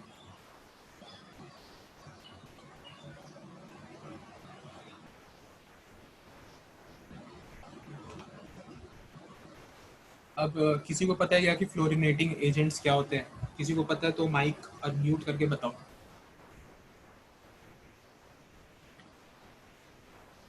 किसी को, किसी ना किसी को तो पता ही होगा, कोई बोल नहीं रहा है। बता सकते हो, शर्माने का अब कोई ज़रूरत नहीं है, बहुत जल्दी एग्जाम ही होने वाला है, रिजल्ट्स आने ही वाले हैं, तो बता ही दो। चलो ठीक है, कोई अभी बताना नहीं चाह रहा तो अभी बता देते हैं। फ्लोरोनेटिंग एजेंट्स वो सर जिसके अंदर ये क्या कहते हैं फ्लोरीन इलेक्ट्रोफिलिक या न्यूक्लियोफिलिक होता है अच्छा कंपोनेंट में। ठीक है, ठीक है।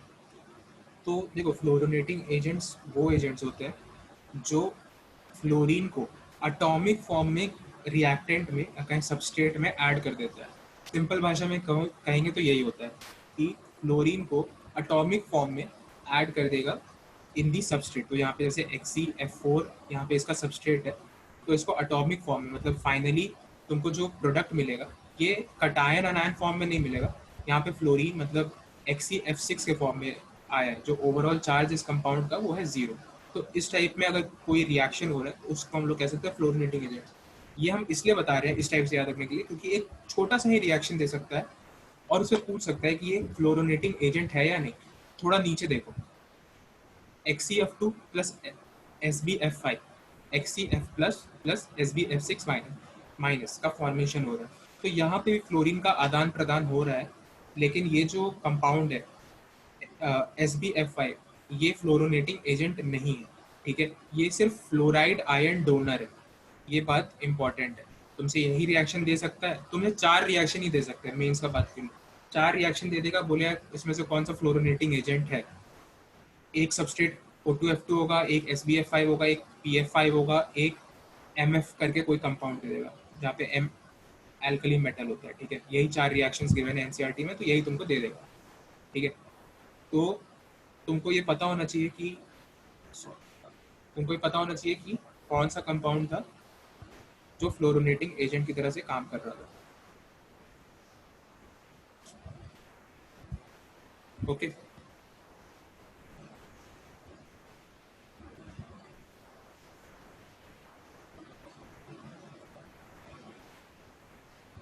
अब तुम लोग 2 कंपाउंड का नाम केमिकल बॉन्डिंग चैप्टर में सुने होंगे, O2F2, OF2।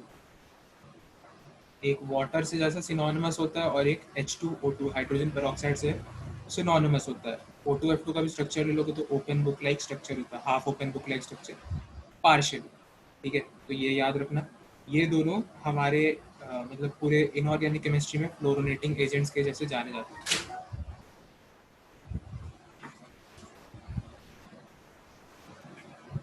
ठीक है। होल्ड करो एक।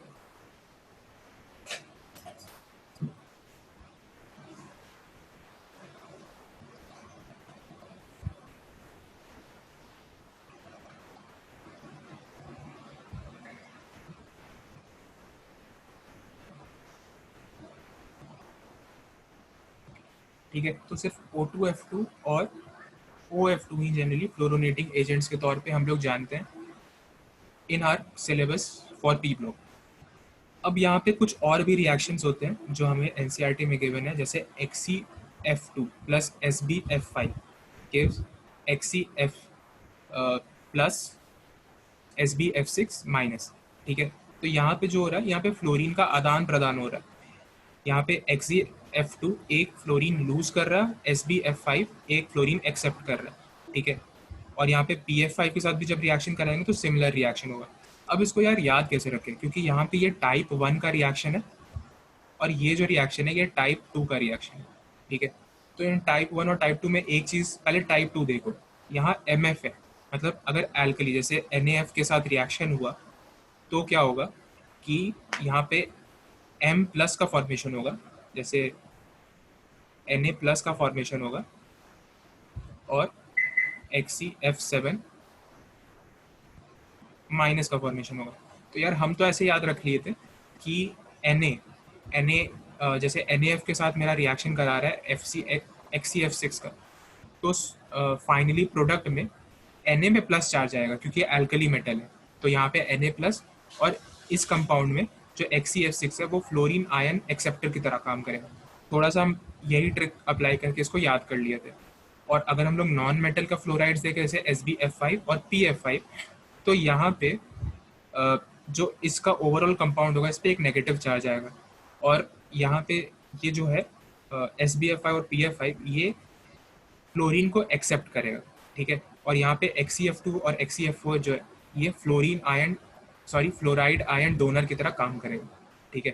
तो इसको रिएक्शन को एज इट इज़ याद कर लो, बहुत इंपॉर्टेंट रिएक्शन है क्योंकि नोबल गैस फैमिली में बहुत कम रिएक्शंस गिवन है और इस रिएक्शन में तो JEE एडवांस में भी सवाल आ ही चुका है, ठीक है। एक ज़रूरी बात है यहाँ पे स्टेबिलिटी ऑर्डर। चलो इस क्वेश्चन को सॉल्व करो। कोई यहाँ दिख ही रहा होगा तुमको, दो कंपाउंड्स लिखे हैं Na XeF7 minus and KXeF7 minus. तो इसमें बताओ कि किसका थर्मल स्टेबिलिटी ज़्यादा है।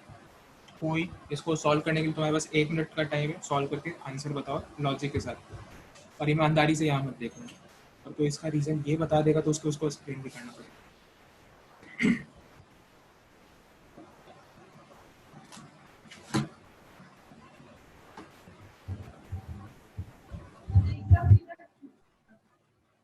क्या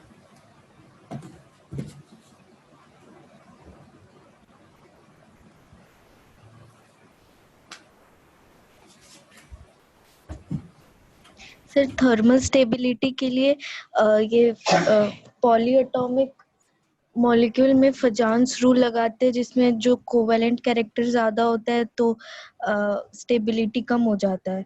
तो कटायन में जो छोटा होगा वो ज़्यादा कोवेलेंट होगा, तो Na+ ज़्यादा छोटा होता है तो वो ज़्यादा कोवेलेंट होगा तो कम स्टेबल होगा। ठीक है। अच्छा तुम एक बात बताओ, तुम ही बताओ कि यार तुम यहाँ पे लैटिस एनर्जी क्यों नहीं देखी? सर क्योंकि पॉलीएटॉमिक में तो फजान्स रूल दिखते हैं और ये में जो मोनोटॉमिक में दिखते हैं लैटिस एनर्जी शायद। सबको इसके बाद से सहमत है या किसी को कुछ और बताना है इसका? ठीक है, हम बता दो, तुम ऐसे बहुत हद तक सही बताइयो, ठीक है। यहाँ पे एक चीज़ बस याद रखना, अगर तुमसे कभी कोई थर्मल स्टेबिलिटी अगर तुमसे कभी कोई सिर्फ स्टेबिलिटी पूछ रहा है, बोल रहा है what is the stability of these two compounds, compare the stability, तो तुमसे वो बेसिकली थर्मल स्टेबिलिटी पूछ रहा है, ठीक है। फिर से एक बार रिपीट करें, अगर तुमसे कोई स्टेबिलिटी पूछ रहा है तो तुमको उसका आंसर थर्मल स्टेबिलिटी देना है। और थर्मल स्टेबिलिटी हम लोग सिर्फ फजान्स रूल के बेसिस पे लगाते हैं, ठीक है, ना कि लैटिस एनर्जी के बेसिस पे। अगर तुम लोग मतलब थोड़े कुछ क्वेश्चन सॉल्व किए होंगे केमिकल बॉन्डिंग में, तो कुछ लोगों ने कम से कम ये एक्सपीरियंस किया होगा कि जो लैटिस एनर्जी है और फजान्स रूल है वो हमेशा सेम आंसर नहीं देता। जैसे मैं छोटा सा एक एग्जांपल कंपाउंड के फॉर्म में नहीं, थेरेटिकली देता हूँ, ठीक है। कि अगर तुमसे जैसे स्टेबिलिटी ऑर्डर पूछा जा रहा है, तुम सोच रहे हो कि यार जो कंपाउंड ज़्यादा आयोनिक होगा वो ज़्यादा स्टेबल होगा, ठीक है। तो तुम सबसे पहले सर्च कर रहे हो लैटिस एनर्जी, ठीक है। लैटिस एनर्जी तुमने सर्च किया, अब तुम्हारा आंसर आया कुछ suppose A is greater than B stability wise, lattice energy wise, तो तुमने सोचा A इज मोर आयनिक क्योंकि इसमें लैटिस एनर्जी ज़्यादा है तो इसलिए स्टेबिलिटी ज़्यादा होगी। अब कोई एक बच्चा सोच रहा है थर्मल एनर्जी के सेंस में, ठीक है, उसका आंसर आ रहा है कि A is less than B, ठीक है, क्योंकि थर्मल स्टेबिलिटी ना हम लोग फजान्स रूल से देखते हैं, फजान्स रूल से देखते हैं। और जो लैटिस एनर्जी होता है इसका सिंपल सा फंडा होता है Q + Q - R²। और ये दोनों ही बातें हमेशा ही ट्रू नहीं होती, मतलब ये क्या बोले एनालॉजी में नहीं चलता है, ठीक है, अलग अलग हो सकता है। एक बहुत अच्छा एग्जांपल है, हम तुम लोग को नेक्स्ट क्लास में उसके नेक्स्ट क्लास में तक दे देंगे, ठीक है। तो याद रखना, अगर तुमसे कभी कोई स्टेबिलिटी ऑर्डर पूछे तो तुमको उसको थर्मल स्टेबिलिटी का ऑर्डर बताना है और थर्मल स्टेबिलिटी के लिए तुमको फजान्स रूल ही अप्लाई करना है, ओके। आगे बढ़ते हैं।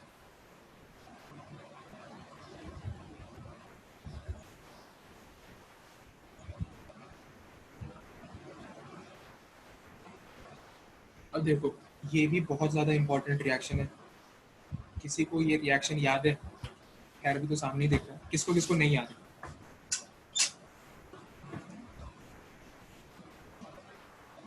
बोल सकते हो नहीं याद है तो एक ट्रिक बता देंगे, इसके लिए एक ट्रिक है बहुत इंटरेस्टिंग। तो बता दीजिए। चलो यहाँ नोट देखो, पहले सबसे पहले हम रिएक्शन को एक बार रीड कर देते हैं, उसके बाद इसको कैसे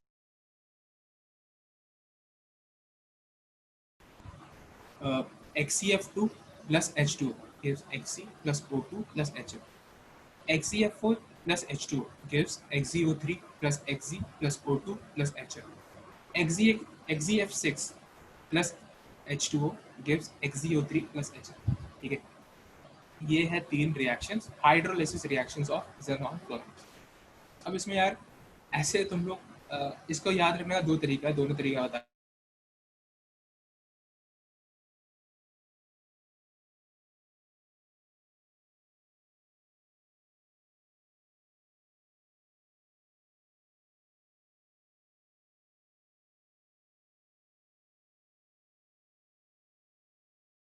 छोटा बच्चा होता है उसको चॉकलेट से दूर रहना चाहिए। चॉकलेट यहाँ पे है ऑक्सीजन, ठीक है।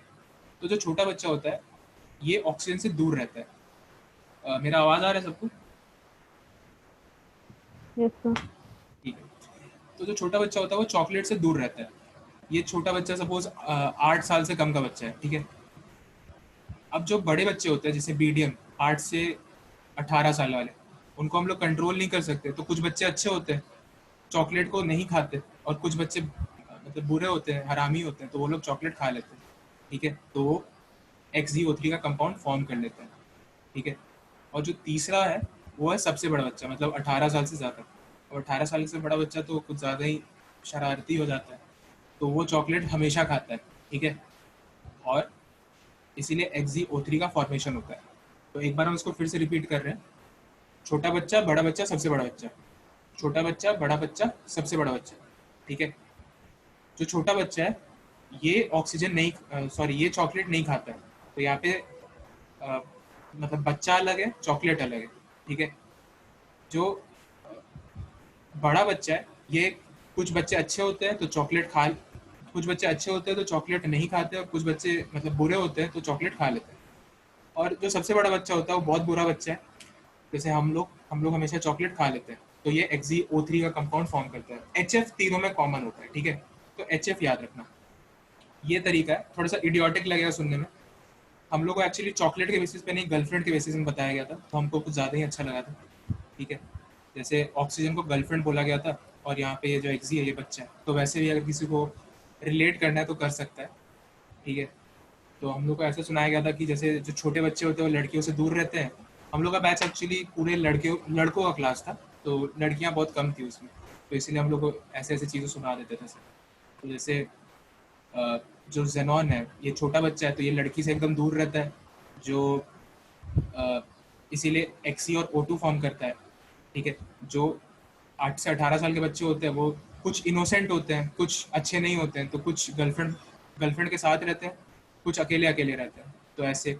और कुछ बच्चे होते हैं जो जब 18 साल से बड़े हो जाते हैं तब तो हर किसी को गर्लफ्रेंड बनाना ही चाहिए, तो इसीलिए XeO3 हमेशा गर्लफ्रेंड के साथ ही पाया जाता है। तो हम लोगों ने ऐसे याद किया था।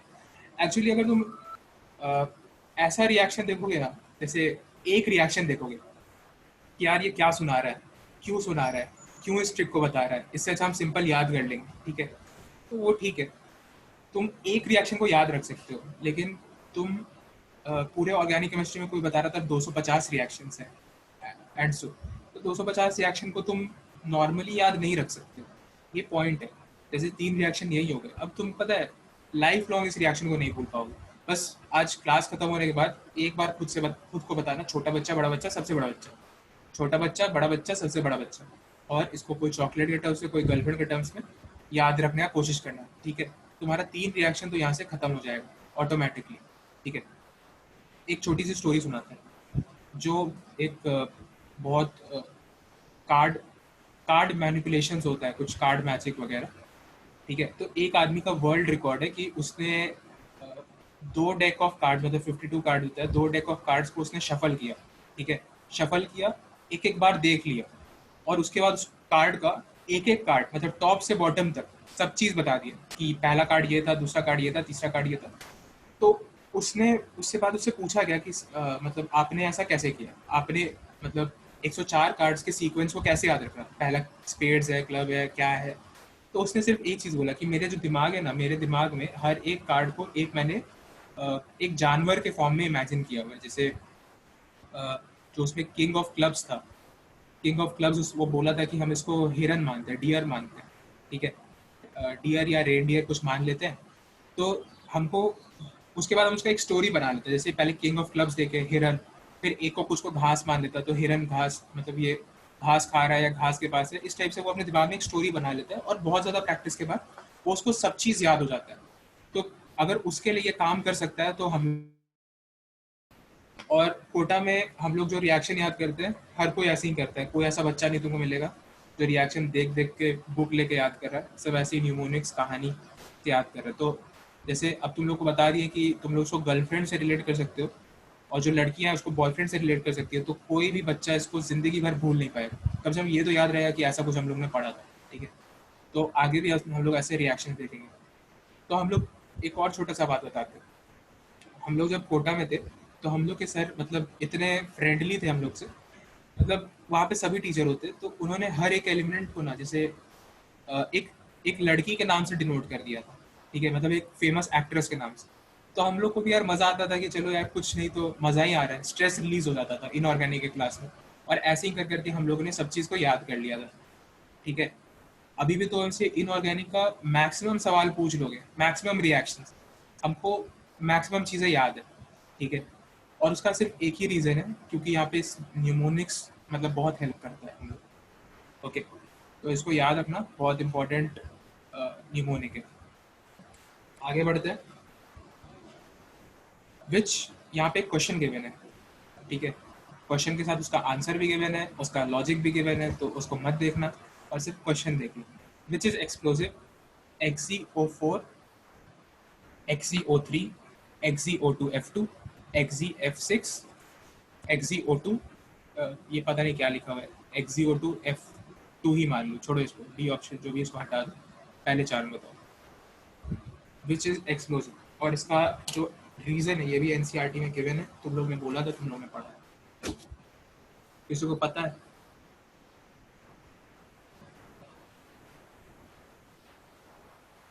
किसी को भी माइक अनम्यूट करके बताना चाहेगा?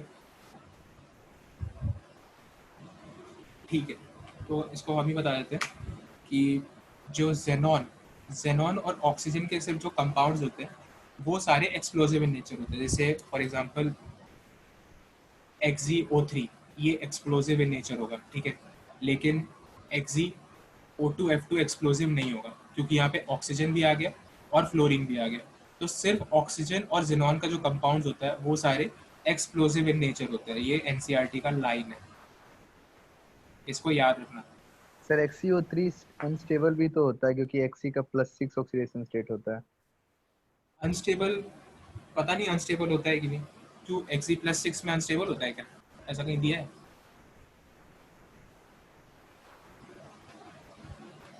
हेलो? नहीं सर, मतलब ये एक बुक में पढ़ा था मैंने कि लिखा होता है कि अनस्टेबल होता है Xe, अच्छा, इसमें XeO3 में। हो सकता है, लेकिन जैसे अगर तुम्हें कंपाउंड हो एक्सी, चलो ठीक है, ये भी एक लॉजिक एक्सेप्टेबल है। इसका लॉजिक एक्चुअली एनसीईआरटी में गिवन तो नहीं है, इसमें यही बात गिवन है कि जो भी कंपाउंड सिर्फ ऑक्सीजन कंटेन कर रहा है जेनॉन के, वो सारे एक्सप्लोसिव इन नेचर होते हैं। जैसे एक हाइपोथेटिकल क्वेश्चन ही है, XeO4 ये अनस्टेबल है या नहीं? तो ये अनस्टेबल है क्योंकि ये एक्सप्लोसिव है। अब तुम्हारा लॉजिक है कि ये +8 ऑक्सीडेशन स्टेट में है, तो वो भी ठीक है, चल सकता है। हम ऐसे रैंडम फैक्ट में याद किए थे, यहाँ लॉजिक भी लिखा हुआ है। जेनॉन के सिर्फ वही सारे कंपाउंड्स एक्सप्लोसिव होते हैं जिसमें ऑक्सीजन, जिसमें सिर्फ ऑक्सीजन हो, ठीक है, वो सारे, फ्लोरीन वाले नहीं, ठीक है। तो ये बात था।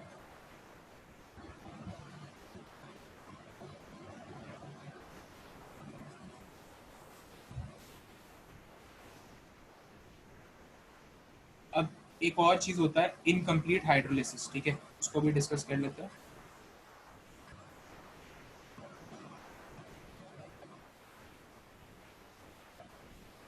तो इनकम्प्लीट हाइड्रोलिसिस में अगर हम लोग देखें तो यहाँ पे जैसे नोट करो XeF6 प्लस H2O सबसे पहले फॉर्म करेगा XeOF4। ऐसा क्यों?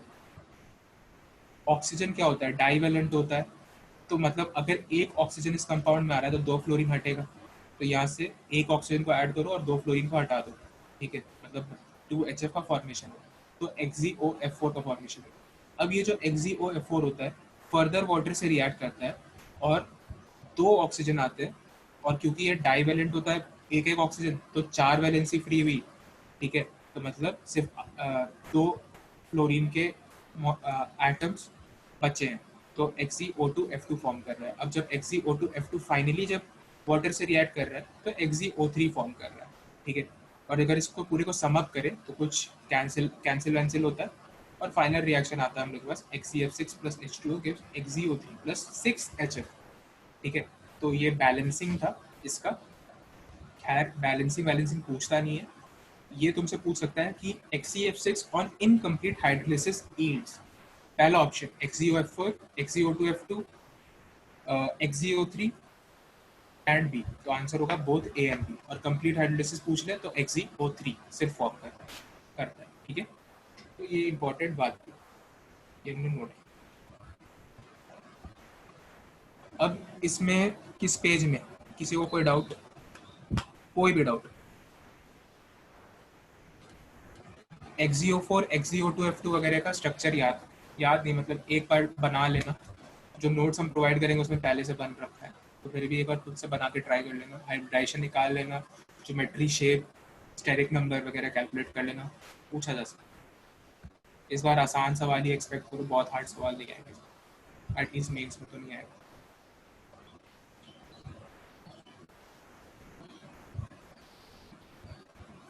आगे बढ़े,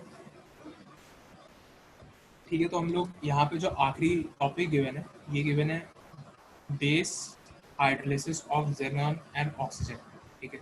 ये जो है ना ड्यू NCERT से रिमूव कर दिया गया है, हटा दिया गया है, और ओल्ड NCERT में ये गिवन था, तो हम लोग इसको लास्ट में डिस्कस कर लेंगे। खैर इससे एक बहुत अच्छा सवाल बनता है जो ओलंपियाड का सवाल हो सकता है, लेकिन अब हम लोग को ओलंपियाड देना नहीं है, तो इससे कोई मतलब भी नहीं है। यहाँ नोट ही कर लो, base catalyse hydrolysis of XeF6 में हम लोग को मिलता है, चलो यहाँ लास्ट में लिखा हुआ है,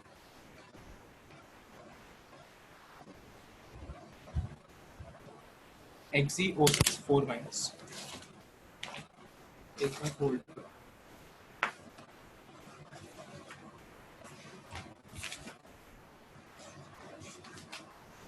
ये नोट सब ग्रुप में डाल दीजिएगा ना। डाल देंगे।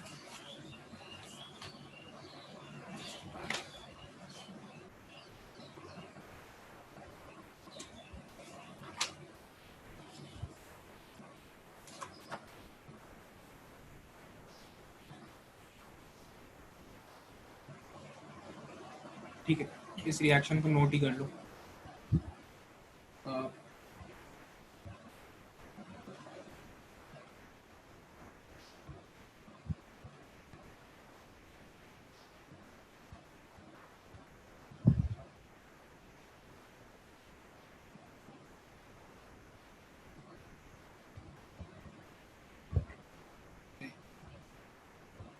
XeF6 प्लस NaOH,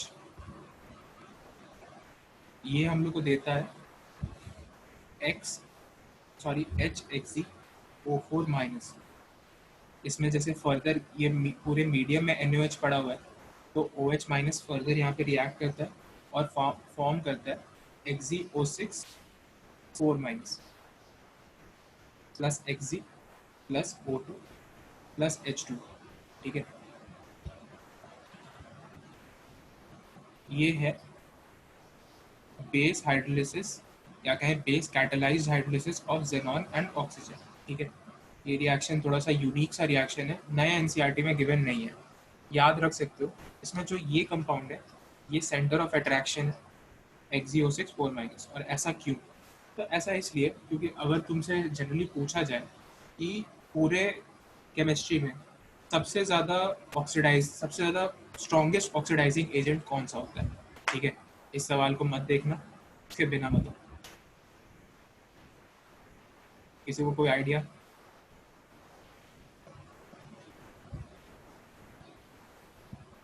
तो हम ही बताते हैं। जो सबसे ज़्यादा होता है, जो जनरली लोग बोलते हैं, वो बोलते हैं F2, क्योंकि जो ऑक्सीडाइजिंग एजेंट का ऑर्डर होता है ये होता है F2 Cl2 Br2 I2। ये एनसीईआरटी में साफ साफ गिवन है, सबको याद भी होना चाहिए। और अगर रिड्यूसिंग एजेंट्स का बात किया जाए तो इसका उल्टा हो जाता है F minus Cl minus Br minus I minus. ठीक है, ये एनसीईआरटी में ये दोनों ही चीज़ें साफ साफ गिवन है, तो इसीलिए इसको याद ही रखना। लेकिन अगर ऑक्सीडाइजिंग एजेंट का ऑर्डर पूछा जाए, अगर एग्जाम में इस ओरिएंटेशन में पूछा जाए कि XeO6 जैसे एक पैसेज दे दिया, उसमें base catalysed hydrolysis of xenon क्या बात कर रहा है, ठीक है, तो उस केस में इसको याद रखना कि जो XeO6 का कंपाउंड होता है, ये पूरे केमिस्ट्री में सबसे ज़्यादा स्ट्रॉन्गेस्ट ऑक्सीडाइजिंग एजेंट होता है। ये फ्लोरीन को भी ऑक्सीडाइज कर देता है। ठीक है, यहाँ रिएक्शन देखो, Fe F6 4- plus F- gives F2 plus XeO3। ठीक है, तो ये F- को भी ऑक्सीडाइज कर दे रहा है, तो ये चीज़ काफ़ी इम्पॉर्टेंट था। एक्चुअली ये ओल्ड एनसीईआरटी में गिवन था ये सेम रिएक्शन, ये सेम क्वेश्चन, लेकिन अब इसको हटा दिया गया है, तो इसीलिए बस एक बार याद रखना, एडवांस के लिए पैसेज में आ सकता है। यहाँ पे ये जो क्वेश्चन है ये इसी पे बेस्ड है, बकवास का क्वेश्चन। आगे करते हैं। अच्छा, XeO6 4- में Xe का ऑक्सीडेशन स्टेट कोई बताओ?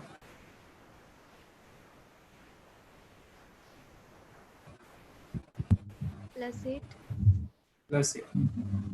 ये बहुत ज़्यादा अनस्टेबल कंपाउंड तो नहीं कहेंगे हम, क्योंकि ये फॉर्म होता है बेसिक मीडियम में, आसानी से फॉर्म हो जाता है लैब वगैरह में, तो इसीलिए इसको ध्यान में रखना। और इसका स्ट्रक्चर कुछ ऐसा है, स्ट्रक्चर बनाना सबको आता है। अब जेनॉन खत्म हो गया, ठीक है, अब हम लोग बढ़ते हैं हीलियम की तरफ। ठीक है, तो हीलियम को नोट करो। Helium is light gas but not the lightest. हम लोग जानते हैं hydrogen gas is the lightest gas. So it is used for filling balloons for meteorological observations. अब मीटियोरोलॉजिकल ऑब्जर्वेशंस क्या होता है? तो जैसे हीलियम के बैलून में लोग वो बांध देता है कैमरा और ऊपर छोड़ देता है, बादल के ऊपर वो चला जाता है, फिर वहाँ से सब रिकॉर्डिंग करता है कि चल क्या रहा है वहाँ मामला, और उसके बाद वहाँ से डायरेक्ट सिग्नल जाता है जियोलॉजी डिपार्टमेंट, और वहाँ पे जियोलॉजिस्ट जो होते हैं वो सब देख के बताते हैं कि बारिश होगा नहीं होगा, वही सब करते हैं। तो ये मीटियोलॉजिकल ऑब्जर्वेशंस में यूज़ किया जाता है। और एक और अच्छी बात कि यहाँ पे जितने भी पॉइंट्स हैं सारे एनसीईआरटी में गिवन हैं। जो हीलियम होता है वो नॉन फ्लेमेबल इन नेचर होता है, जलता नहीं है, आग लगाने की कोशिश करोगे नहीं जलेगा। ठीक है, पता नहीं, मेरे को तो लगता था जल जाता है, लेकिन ऐसा गिवन है एनसीईआरटी में कि नहीं जलता, क्योंकि छठ घाट में जब बैलून वाले के पास जाते तो बोलता था कि आग से दूर रखने के लिए जल जाएगा। खैर, अब जो एनसीईआरटी में लिख दिया है उसको मानना ही होता है। अगला पॉइंट देखते हैं। Helium has lowest boiling point amongst all the known substances, so it is known as cryogenic in nature. Cryogenic agent के नाम से इसे जाना जाता है। हम तुम लोग को बताया भी, यहाँ पे 4 लैम्डा टेम्परेचर होता है 2.2 केल्विन, और यहाँ पे इसका जो कन्वर्जन, इसका जो बॉइलिंग पॉइंट है ये है 4.2 केल्विन, तो इसमें कंफ्यूज मत होना। ठीक है, ये लैम्डा टेम्परेचर और ये इसका बॉइलिंग पॉइंट है, ये दिख नहीं रहा है शायद।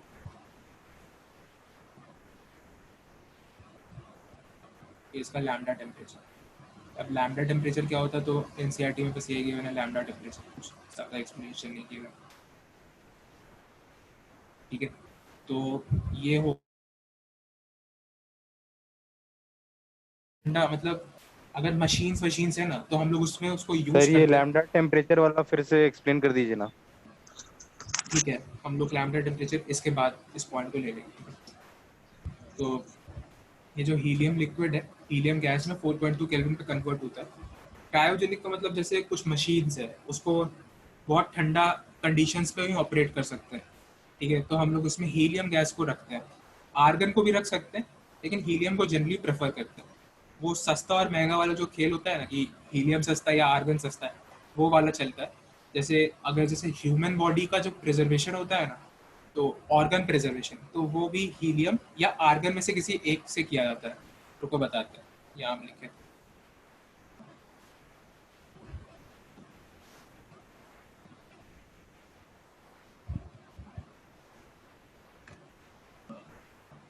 यहाँ तुम लोगों को नहीं दिख रहा होगा, यहाँ लिखा हुआ है for humans helium is used, क्योंकि एक्सपेंसिव होता है, और रेस्ट चीज़ों के लिए आर्गन यूज होता है क्योंकि वो कम एक्सपेंसिव होता है। ठीक है, तो ये बात तुमसे कोई पूछेगा नहीं, बस एक जनरल नॉलेज था। वैसे हीलियम को हम लोग बहुत एक्सपेंसिव मशीन्स में भी यूज़ करते हैं। ठीक है, चलो हम लोग वापस पीछे चलते हैं, बस कुछ बात और बात करते हैं। तो ये तो हो गया इसका बॉइलिंग पॉइंट और क्रायोजेनेसी के बारे में। अब तुम लैम्डा टेम्परेचर के बारे में पूछ रहे थे, तो ये फर्स्ट पेज पे तुमको बताया।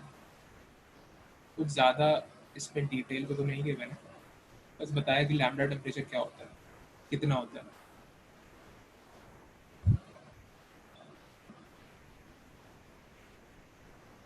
ये देखो,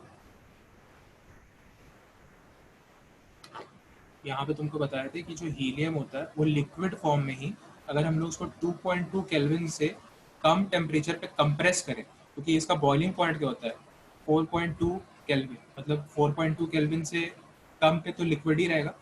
तो लिक्विड से ये 2.2 केल्विन पे लिक्विड में ही चला जाता है, और इस लिक्विड को हम लोग सुपर फ्लूइड बोलते हैं। सुपर फ्लूइड का मतलब होता है वो सारे फ्लूइड्स में विस्कोसिटी जीरो हो जाता है।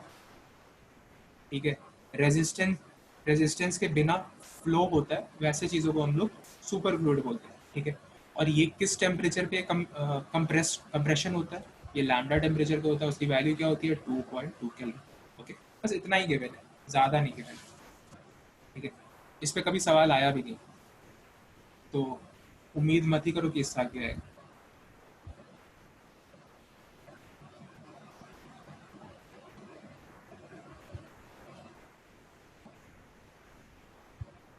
ये वाला पेज हो चुका है, किसी को कोई डाउट इस पेज में? Uses of helium. ठीक है, नेक्स्ट, ये शायद आखिरी पेज है।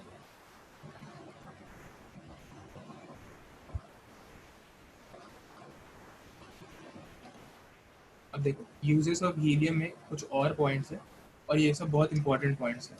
ठीक है, सबसे पहला है कि liquid helium is used in nuclear reactors as coolant. Boiling point काफ़ी कम है, क्रायोजेनिक in नेचर होता है, इसलिए न्यूक्लियर रिएक्टर में एज कूलेंट यूज़ करते हैं। ठीक है, अब वो वाले पॉइंट से कंफ्यूज मत करना कि ह्यूमन बॉडी के जो पार्ट्स होते हैं उसको स्टोर करने के लिए भी हीलियम को यूज़ करते हैं, और आर्गन को इसमें क्यों नहीं यूज़ करता है। तो देखो, ये सारे जो मशीन्स होते हैं ना, न्यूक्लियर रिएक्टर हो गया, उसके नीचे वाला पॉइंट देखो, NMR वगैरह, MRI, ये सब 2.5 करोड़ का मशीन होता है। ठीक है, एक बार खराब हो गया ना तो उसका रिप्लेसमेंट नहीं होता है, तो थोड़ा सा महंगा ही चीज़ यूज़ कर लो, हीलियम ही को यूज़ कर लो, लाइफ लॉन्ग चलेगा। ठीक है, तो इसीलिए ये सबको हीलियम को यूज़ कर लेते हैं। ठीक है, अब अगला पॉइंट देखो, liquid helium is used to produce and maintain powerful magnets are used in MRI and NMR। MRI का फुल फॉर्म होता है मैग्नेटिक रेजोनेंस इमेजिंग, और NMR का होता है न्यूक्लियर मैग्नेटिक रेजोनेंस। कॉलेज में आओगे तो दिख ही जाएगा ये सब चीज़। अगर जैसे मेटलर्जी या मटेरियल साइंस कोई लेगा तो 5th ईयर में इससे बहुत काम कर सकते हो मटेरियल साइंस के केस में। ठीक है, अब यहाँ पे आगे बढ़ते हैं नियॉन पे। नियॉन का है, neon is use as fluorescent lights for advertising purpose. एक क्वेश्चन था अपने असाइनमेंट में कि किसको हम लोग लाइट्स वगैरह में यूज़ करते हैं, तो नियॉन को यूज़ करते हैं क्योंकि इनर्ट मीडियम प्रोवाइड करके रखता है। ठीक है, argon is use to provide inert medium.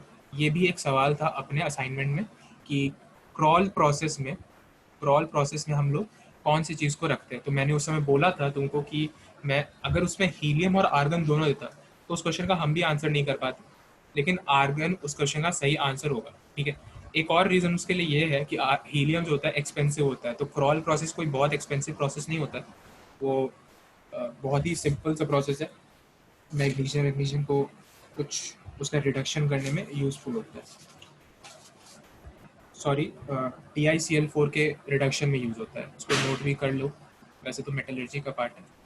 TiCl4 plus Mg gives Ti solid plus MgCl2। ये होता है क्रॉल प्रोसेस, कुछ लोग इसको क्रॉल कॉलिंग प्रोसेस भी बोलते हैं, ठीक है।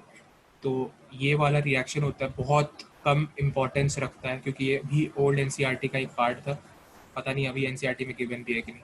और वहाँ पे जो ICI प्रोसेस गिवन है, ये हमको भी नहीं पता कौन सा प्रोसेस है, हम नेट में भी कुछ सर्च कर रहे थे, कुछ हमको ऐसा मिला नहीं। कुछ कुछ ओल्ड एनसीईआरटी में कुछ प्रोसेस गिवन होंगे तो उसको हम लोग नेगलेक्ट कर सकते हैं, ठीक है। अगला देखो, krypton and xenon. Krypton and xenon has no special use. They are used to fill bulb, used for special purpose. ये भी एनसीईआरटी में यही गिवन है, ये इसका भी कोई खास यूज़ नहीं है। अब तुम्हारे पास डाउट ये आ सकता है कि वो सर वो वाला क्वेश्चन था लाइट वाला, तो इसमें तो गिवन है क्रिप्टन और जेनॉन को भी यूज़ कर सकते हैं, नियॉन को भी यूज़ कर सकते हैं। तो देखो यार, नियॉन ज़्यादा यूज़ होता है, तुमको नियॉन का फ्लोरेसेंट बल्ब तुमको मार्केट में ऐसे ही मिल जाएगा, नियॉन बल्ब बोलते रहता है। क्रिप्टन और जेनॉन का बहुत कम मिलता है, ठीक है। तो नियॉन को मैक्सिमली यूज़ करते हैं, क्रिप्टॉन और जेनॉन को भी कर सकते हैं। तो ये था, अब ये चैप्टर मतलब ये ब्लॉक कंप्लीट हो गया, इसमें इसके अलावा कोई बात इंपॉर्टेंट नहीं थी। केमिकल रिएक्शन की बात करें, कौन कौन से ज़रूरी केमिकल रिएक्शन है, तो वो हमने डिस्कस किया है। सबसे ज़रूरी रिएक्शन है छोटा बच्चा बड़ा बच्चा और सबसे बड़ा बच्चा, ये वाला रिएक्शन सबसे ज़रूरी रिएक्शन है। दूसरा रिएक्शन जो ज़रूरी है, ये 3 कैटेगरी के रिएक्शन है, तो पूरा पेज को साफ कर देते हैं।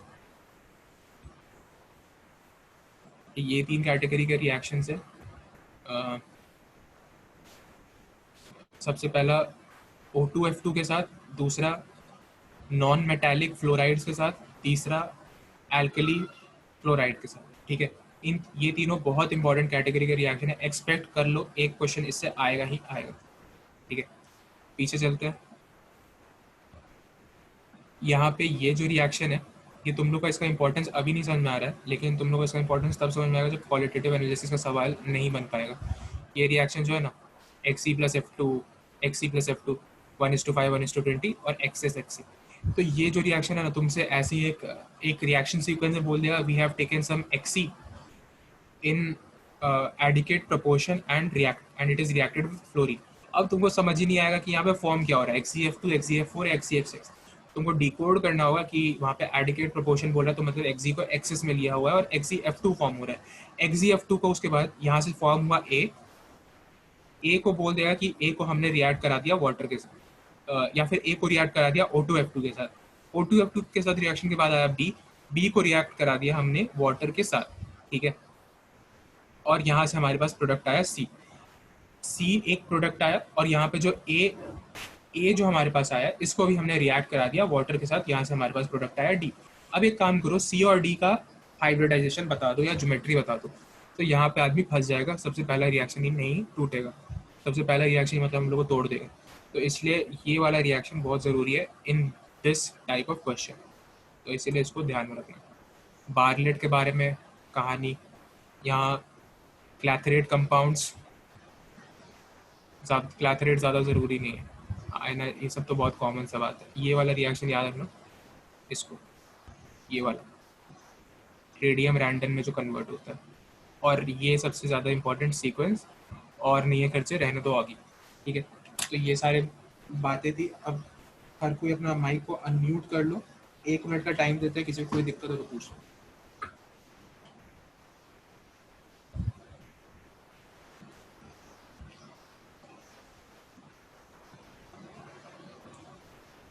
सर कितनी देर में डाल देंगे नोट सर? यार हम नोट्स डाल देंगे, क्यों चिंता कर रहे हो? नहीं कहीं आप भूल गए तो? भूल गए तो तुम हो ना, तुम याद दिला दोगे, तुम सर को याद दिलाओगे, सर हमको याद दिलाएंगे।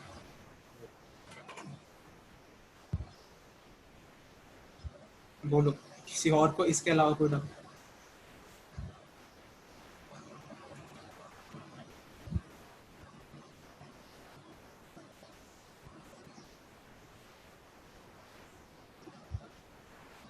किसी को कोई डाउट नहीं है, चलो सबको अपना माइक अनम्यूट कर लो।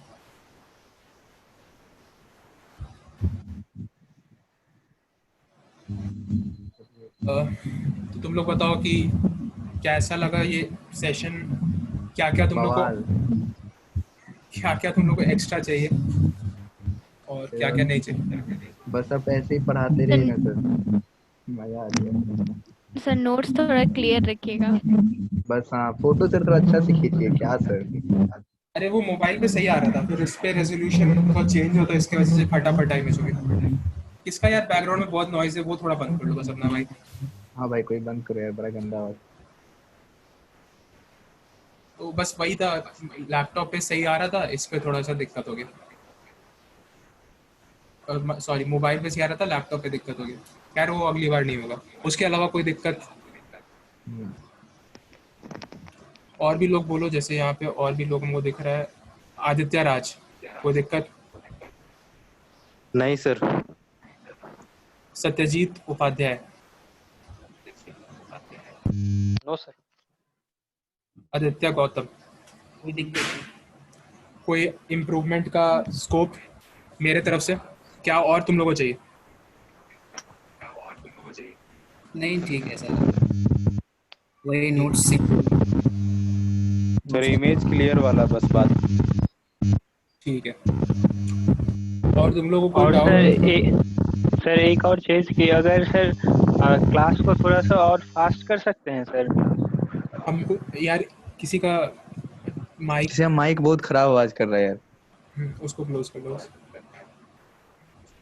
सर ये क्लास को थोड़ा सा और फास्ट कर सकते हैं भाई क्योंकि इतना अच्छा आज तो चला। मतलब सिर्फ, अरे उससे दिक्कत नहीं है, तो आज सिर्फ हम लोग ग्रुप 18 का ही रिवीजन कर पाए, और कर सकते थे। हाँ, हम सोचे थे 17 में करा देंगे, लेकिन हमको तुम लोग पता नहीं था तुम लोग कितना आता है, ठीक है? क्योंकि सर हाँ। हमको जैसा बताए थे कि बोले थे हो सकता है किसी को कुछ नहीं आता हो, तो इसलिए हम थोड़ा स्लो रखने का कोशिश किया था। तो अगर तुम लोग को फास्ट चाहिए तो हमको कोई इशू नहीं है। देखो, अब तुम लोग पास आउट बैच में हो, तो हम तुमको सिर्फ वो सब भी बता सकते हैं जिससे क्वेश्चन इस साल आएगा ही आएगा। वो सारे पॉइंट्स भी डिस्कस कर सकते हैं हर चैप्टर से रिलेटेड, ठीक है? तो वो क्या होगा कि तुम्हारे सिर्फ 7 दिन में रिवीजन खत्म हो जाएगा, लेकिन उसके बाद फिर तुम फाकी मारोगे। तो इसलिए थोड़ा सा पेस में ही चलते हैं। जैसे कल अगर हम लोग, तो सिर्फ इनऑर्गेनिक ही करवाइएगा? हाँ, हम सिर्फ इनऑर्गेनिक कराएंगे। सर मैनेज कीजिए, कुछ और भी करवाइए। देखो यार, मेरा खुद का 10 तारीख से क्लास स्टार्ट हो रहा है, और मेरा क्लास 8 बजे से 6 बजे तक चलता है ऑनलाइन, ठीक है? तो उस टाइम देखते हैं, शायद से उस टाइम वीकेंड क्लास होगा या क्या होगा, उस टाइम सर से बात करके देखते हैं। तो इसलिए अभी जितना ज़्यादा क्लास हो सके अटेंड कर लो, तुम लोग के लिए ज़्यादा बेनिफिशियल है। क्योंकि हम यार देखो, 1-2 घंटा का लेक्चर लेंगे ना, तो हम लोगों को सारा बात बता देंगे जिससे इस साल जे एडवांस में क्वेश्चन आए। अब जैसे कि अगर 60 क्वेश्चन आ रहे हैं जे एडवांस में टोटल एक पेपर में, तो 20 केमिस्ट्री का क्वेश्चन है। केमिस्ट्री हम लोग का सेक्शन है। केमिस्ट्री में अगर देखा जाए तो जो प्रोफेसर होता है वो बहुत मतलब हरामी किस्म का होता है। वो इनऑर्गेनिक से सवाल ज़्यादा देता है। अब ये कुछ लोग को पसंद आता है, जैसे हमको बहुत पसंद आता है अगर वो इनऑर्गेनिक से सवाल ज़्यादा देते, ऑर्गेनिक से सवाल ज़्यादा देते, जल्दी बन जाता है, ठीक है? तो वो क्या करता है कि जैसे 20 सवाल में से ऑलमोस्ट 8 सवाल इनऑर्गेनिक केमिस्ट्री का ही डाल देता है, ठीक है? इनऑर्गेनिक केमिस्ट्री का 8 सवाल, 7 से 8 सवाल, मतलब दोनों पेपर मिला के 14 से 16 सवाल आ जाता है। अब ये 14 सवाल हर साल एक ही सवाल आता है, मतलब थोड़ा सा बस टॉपिक को डाइवर्ट करता है, बाकी सवाल सेम होता है। तो हम लोग के भी जो सर थे ना, हम लोग को आखिरी दिन सिर्फ बताए थे कि देखो ये सवाल याद करके चले जाना, इस चीज़ से सवाल आएगा, और मैक्सिमम वही देख के थोड़ा सा चेंज हुआ था, डी ब्लॉक से ज़्यादा सवाल था, तो जो वो बताए थे डी ब्लॉक में उसी से बहुत ज़्यादा सवाल आए। तो वैसा कर सकते हैं, वो सब चीज़ तुमको बता देंगे, ठीक है? और कुछ, और एक और बात हम तुमको बताते हैं कि, हाँ बोलो। सर इस असाइनमेंट का सॉल्यूशन दे दीजिए, आंसर की दे दीजिएगा। हाँ, हम आंसर की डाले नहीं थे, सोचे थे अभी डाल देंगे, भेज देंगे, तुम भिजवा देंगे। हाँ। और एक और बात हम लोग तुमको बता देते हैं, जेई मेंस का पेपर कैसे सेट होता है, ठीक है? तो हम लोग के जो इनऑर्गेनिक वाले सर थे ना, वो पहले जेई मेंस के क्वेश्चन पेपर फॉर्मिंग कमेटी में थे, वो मतलब फिर एलएन में पढ़ाते थे। तो उन्होंने बताया था, एक बात उन्होंने बताया था कि जो वहाँ पे पेपर सॉल्व करता है, पेपर बनाता है, वो ज़्यादा कोई हार्ड सवाल रखना नहीं चाहता। उसका 2-3 कारण होते हैं, क्योंकि अगर वो नया सवाल डाल देगा तो जो वहाँ का बोर्ड होगा, अगर वो गलत हो गया बाई चांस, ठीक है, बाई चांस गलत हो गया, तो उसको अपना नौकरी से हाथ धोना पड़ जाएगा। तो ये एक रीज़न रहता था। प्लस अगर बहुत हार्ड हो गया और मीडिया में जैसे पेरेंट्स हल्ला कर दिया कि यार ये ऐसा सवाल कैसे आ गया, बहुत हार्ड था, तो उसको बहुत फटकार लगता है उस बंदे को जो वो क्वेश्चन बनाया है। तो इसीलिए कोई नया क्वेश्चन नहीं बनाता, सब पुराने क्वेश्चन पे ही काम चलाते हैं। अब जी एडवांस की बात की जाए तो जी एडवांस में कोटा में एक बहुत सिंपल सा रूल चलता है कि अ, हम लोग को कितना आता है उससे एग्जाम क्लियर नहीं होता है, जो क्वेश्चन पेपर बना रहा है उसको कितना आता है उससे एग्जाम क्लियर होता है। और जो तुम्हारा क्वेश्चन पेपर बना रहा है हम लोग के प्रोफेसर, उन लोग को ज़्यादा कुछ नहीं आता है, मतलब जे लेवल पे तो कुछ नहीं आता। तो वो लोग भी बेसिक एनसीईआरटी फॉलो करता है क्वेश्चन बनाने में, केमिस्ट्री के पॉइंट ऑफ व्यू से बता रहे हैं, ठीक है। तो क्योंकि वो लोग थोड़ा रिसर्च टाइप का काम करते हैं, ये सब चीज़ उन लोग को ज़्यादा याद भी नहीं होता है, तो इसीलिए वो लोग भी एनसीईआरटी फॉलो करते हैं। उसी से 2-3 किताब से मिला जुला के एक पेपर बना देते हैं, हर कोई रिव्यू कर देता है। एक प्रोफेसर के अंदर 4 पीएचडी का स्टूडेंट होता है, हर एक क्वेश्चन बना देगा तो उसका बहुत काम चल जाता है, ठीक है। तो हम लोग सिर्फ टू द पॉइंट पढ़ लेंगे, और एक फास्ट वाला पॉइंट था उसको हम इनकॉर्पोरेट कर लेंगे। और किसी को दिक्कत है फास्ट से? नहीं है। तो अगला अगला लेक्चर जो होगा उसमें हम लोग ग्रुप 17 ग्रुप 16 के बारे में जान लेंगे, 2 ग्रुप का रिवीजन कर लेंगे, इतना काफ़ी होगा, ठीक है।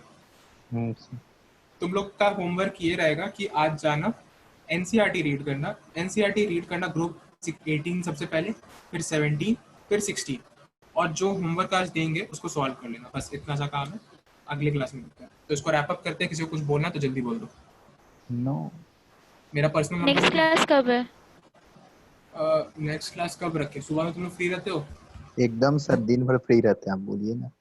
ये कोई खुशी वाला बात नहीं है कि चलो पार्टी लेने सर वाला। सर रात ही में लगाइए ना क्लास सर, रात में होगा तो ठीक रहेगा।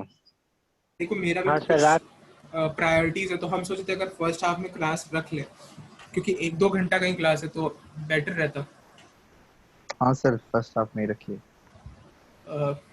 देखो हम सर से डिस्कस कर लेंगे इसके बारे में। फर्स्ट हाफ में यार कुछ पेपर सॉल्व करते हो क्या? कोई जेन्युइन रीजन है तो शेयर करो।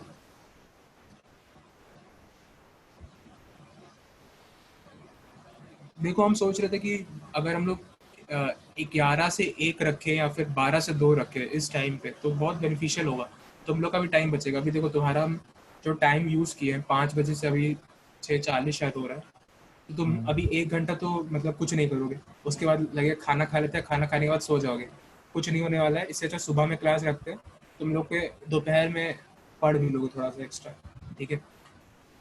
तो इस मीटिंग को अभी रैप अप करते हैं, कल मिलते हैं मोस्ट प्रोबेबली 12 बजे के करीब, ठीक है। चलो बाय। मेरा पर्सनल नंबर है सबके पास, कोई दिक्कत हो तो कॉल कर लो, कॉल नहीं व्हाट्सएप। और डाल दीजिएगा नोट्स। हाँ सर आप डाल देंगे, क्यों टेंशन ले। चलो ठीक है बाय।